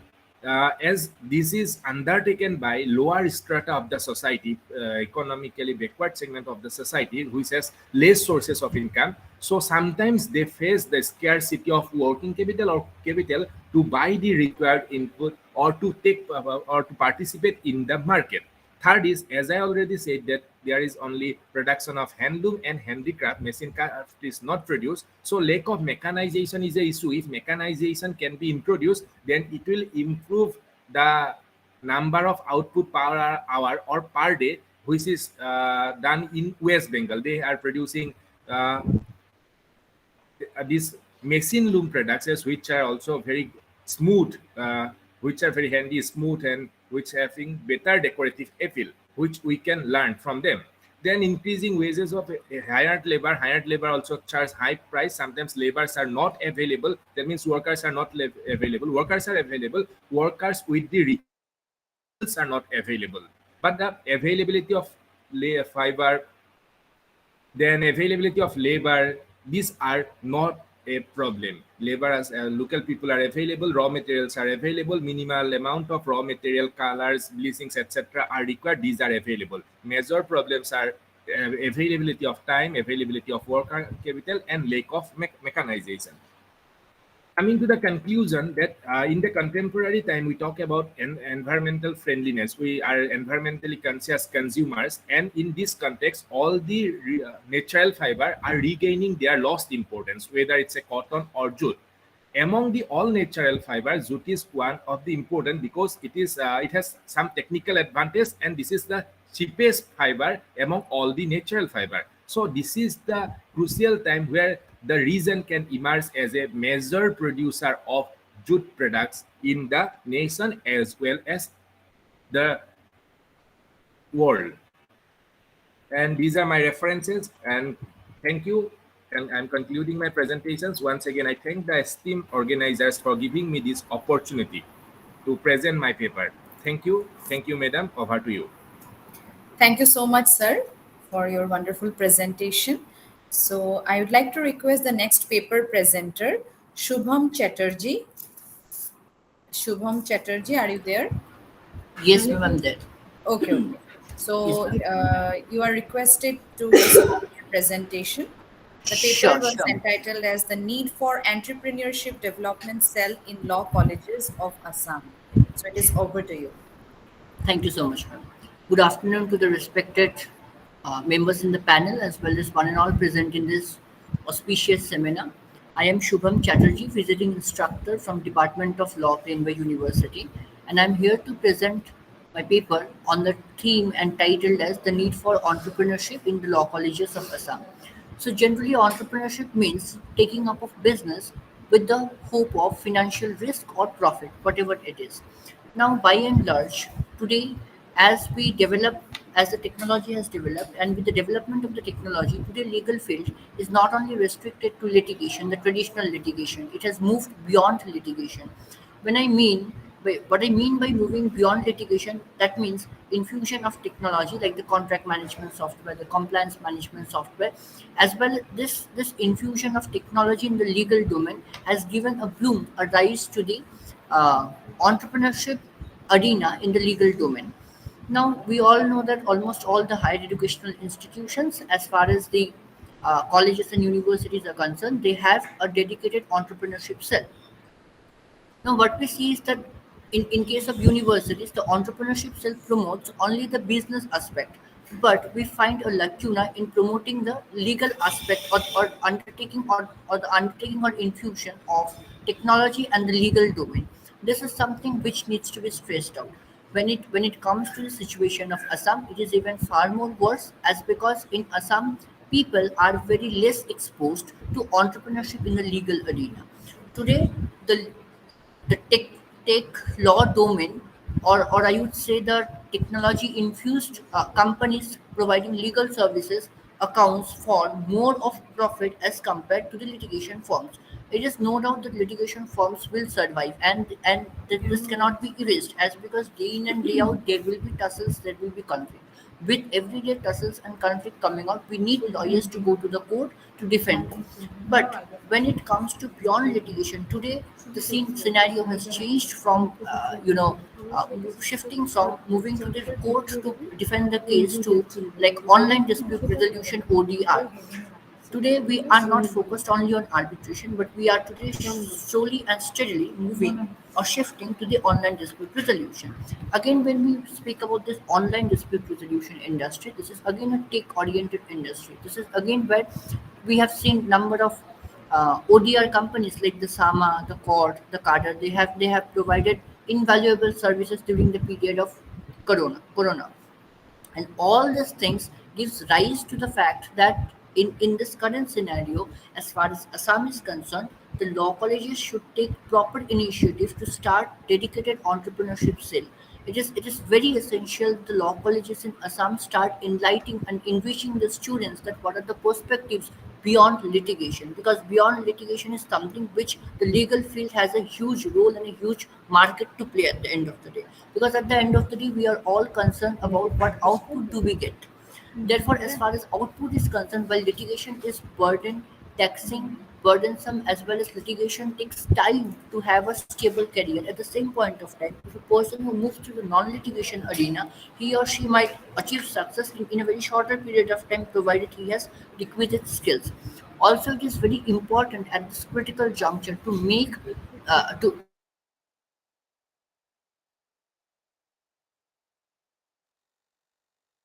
cleanliness in the syllabus pattern and infuse certain compliances and red tape matters so that people are properly, all the colleges mandatorily train the students as far as regulatory technology is concerned, because this has a very large role and a market to play.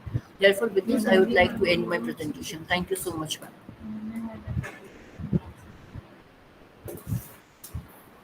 Thank you so much.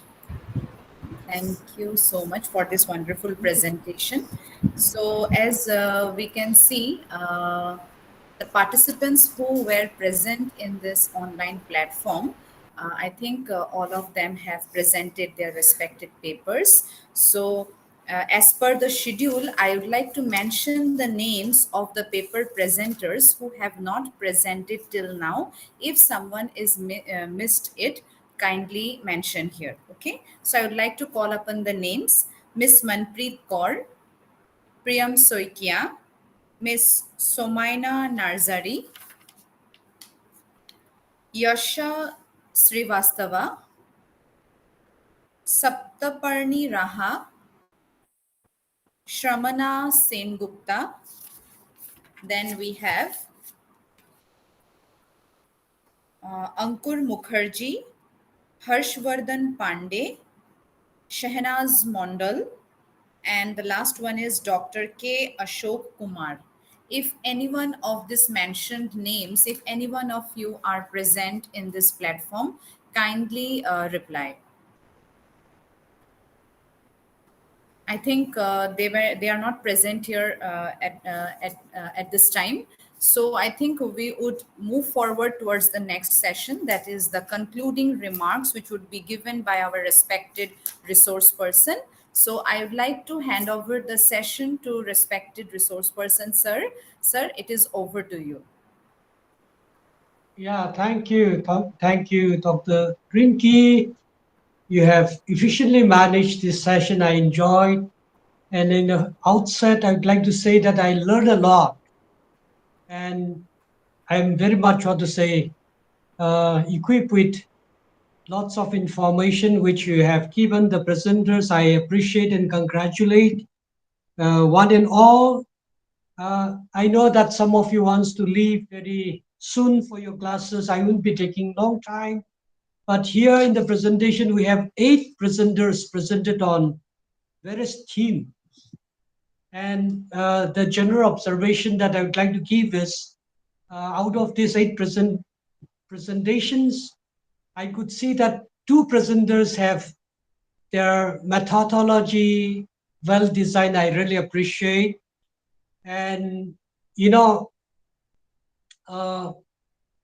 your inputs which are given are enriching. Not only I'm mentioning about the 2 who are with the methodology, but everyone. So I will give a short moment, maybe a few fractions of second for every presenter. Start with our Madam Omeli Day. You know, it was a wonderful presentation that she has given on making education hub in Northeast.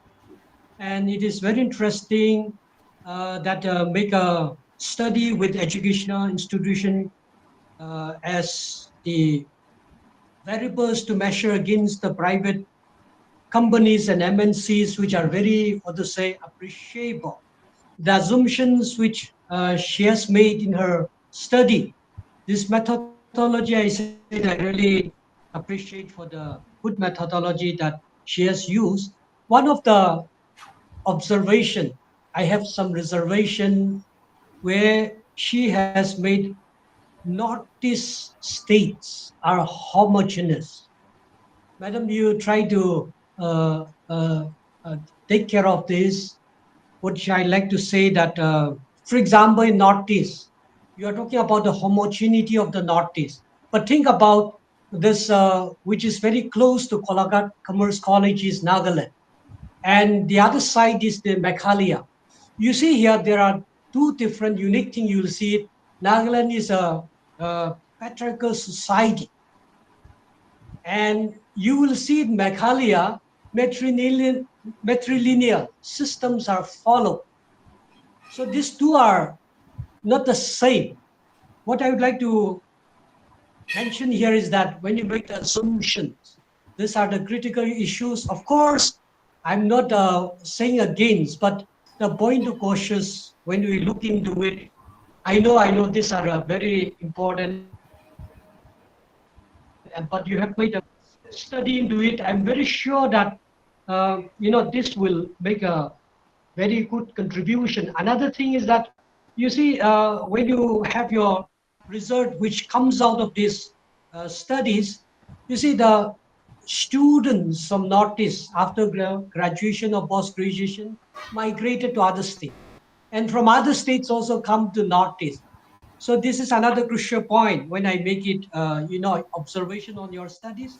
Of course, I appreciate. Thank you. Move on to next presenter, that is Thank you so much, Rohini sir. and Thank you so much Professor for your Amit. feedback, sir. Thank you so much for your feedback, sir. Yes, yes. I wish we have time, sit together and discuss more, but time does not permit us. I'll move on to the next presenter, Sure, sure. Rohini and Dr. Amit, presented on the technology and education.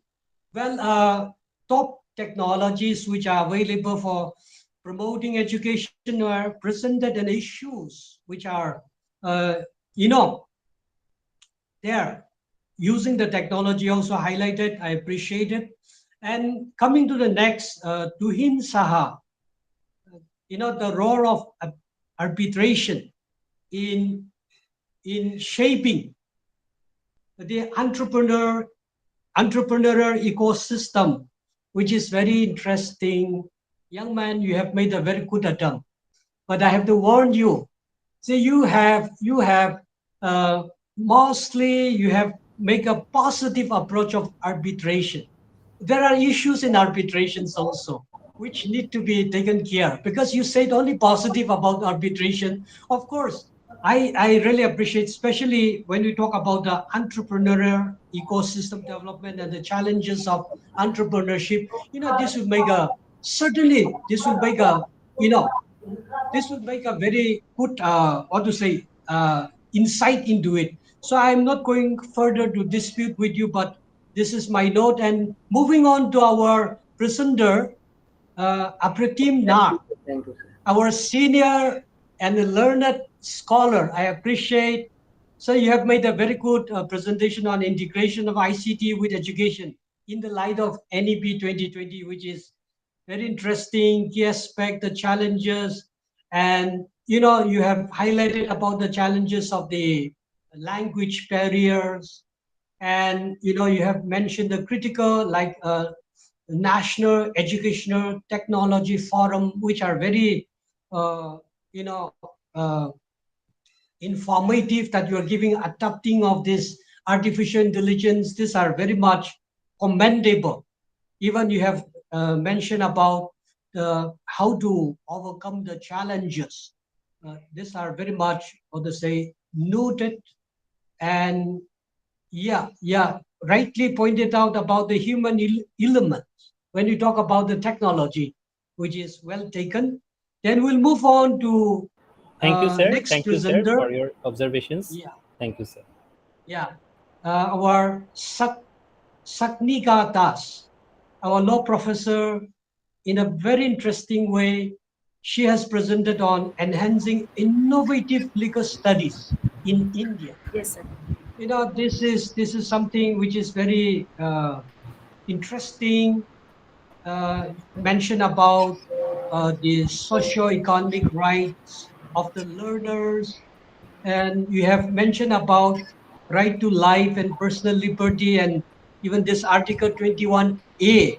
And interestingly, 21A of the Indian Constitution, and interestingly, you have mentioned about the inclusion of empirical grassroots level aspect in the work of the student, which is very much appreciated. Well taken, that one. Then we'll move on to the next presenter. We have this Menkiran and Professor Amit.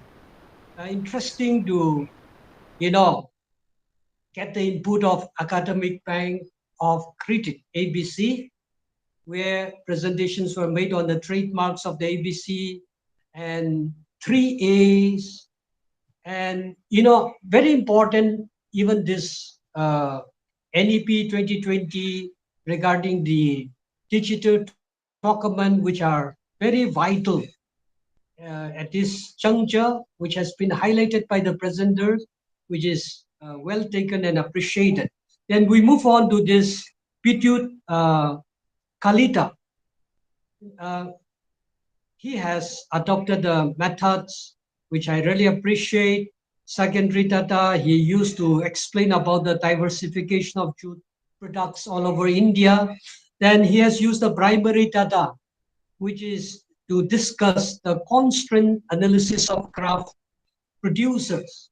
especially in Assam, and interestingly has explained 10 parameters to highlight the constraints of craft, you know,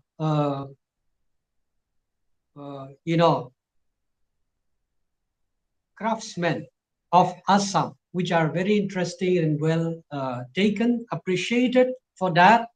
Then we move on to the last presenter of this technical session, Subham Chatterjee. It is very interesting. I was,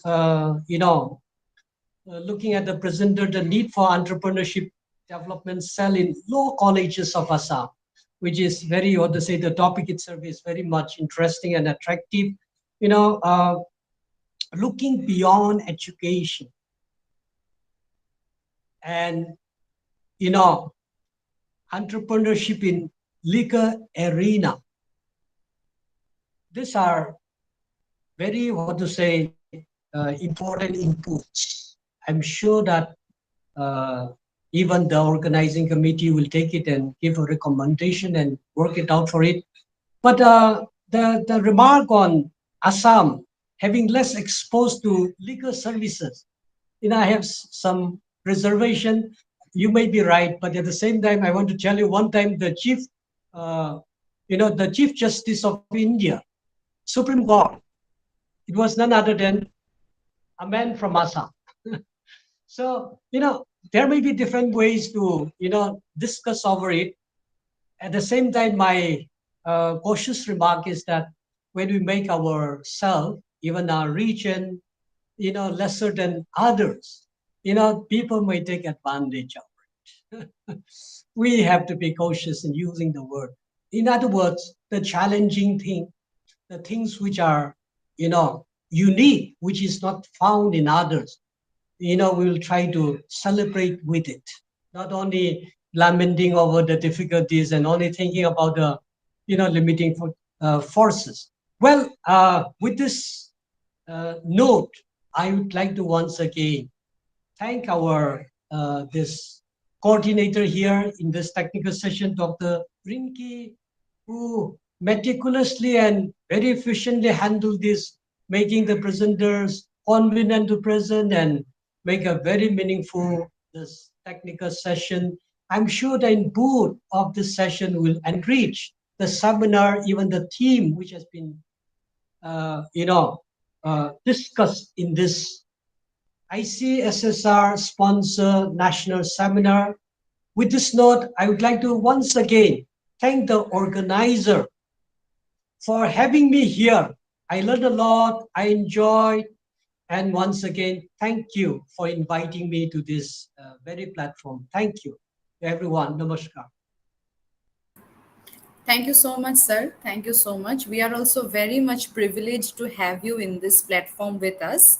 You have graciously observed the entire session, and you have shared your valuable observations and insights over all the papers.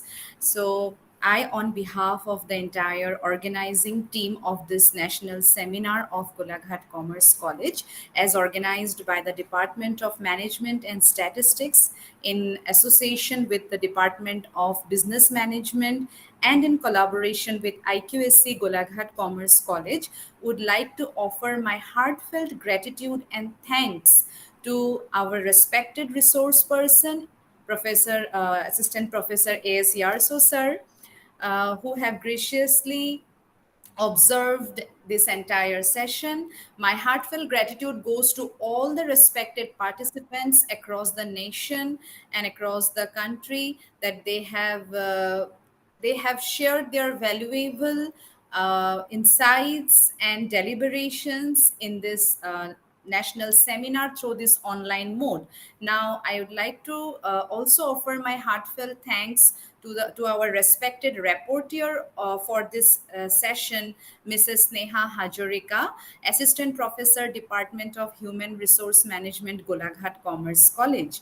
So now at this end of this session, I would like to request the participants and paper presenters who are still present with us in this session to kindly on their video so that we can have a photograph of this session as a memory, as an evidence of this beautiful online session.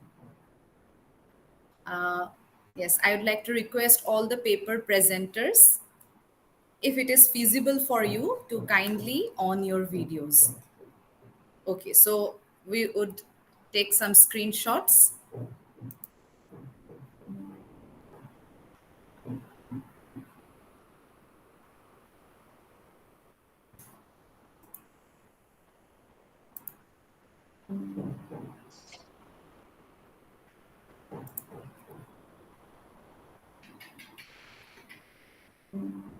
Thank you so much. Thank you so much. So here we have came to the end of this session. Hope such sessions will be organized in the near future, and we will be able to meet again with such kind of informative sessions and valuable insights, and we will get this cooperation from all of you in our future academic endeavors. Thank you so much, everyone. So here I would like to declare the end of this session. Thank you so much once again. Thank you. Thank you. Thank you, madam. Thank you, so everyone. much. Thank you. Thank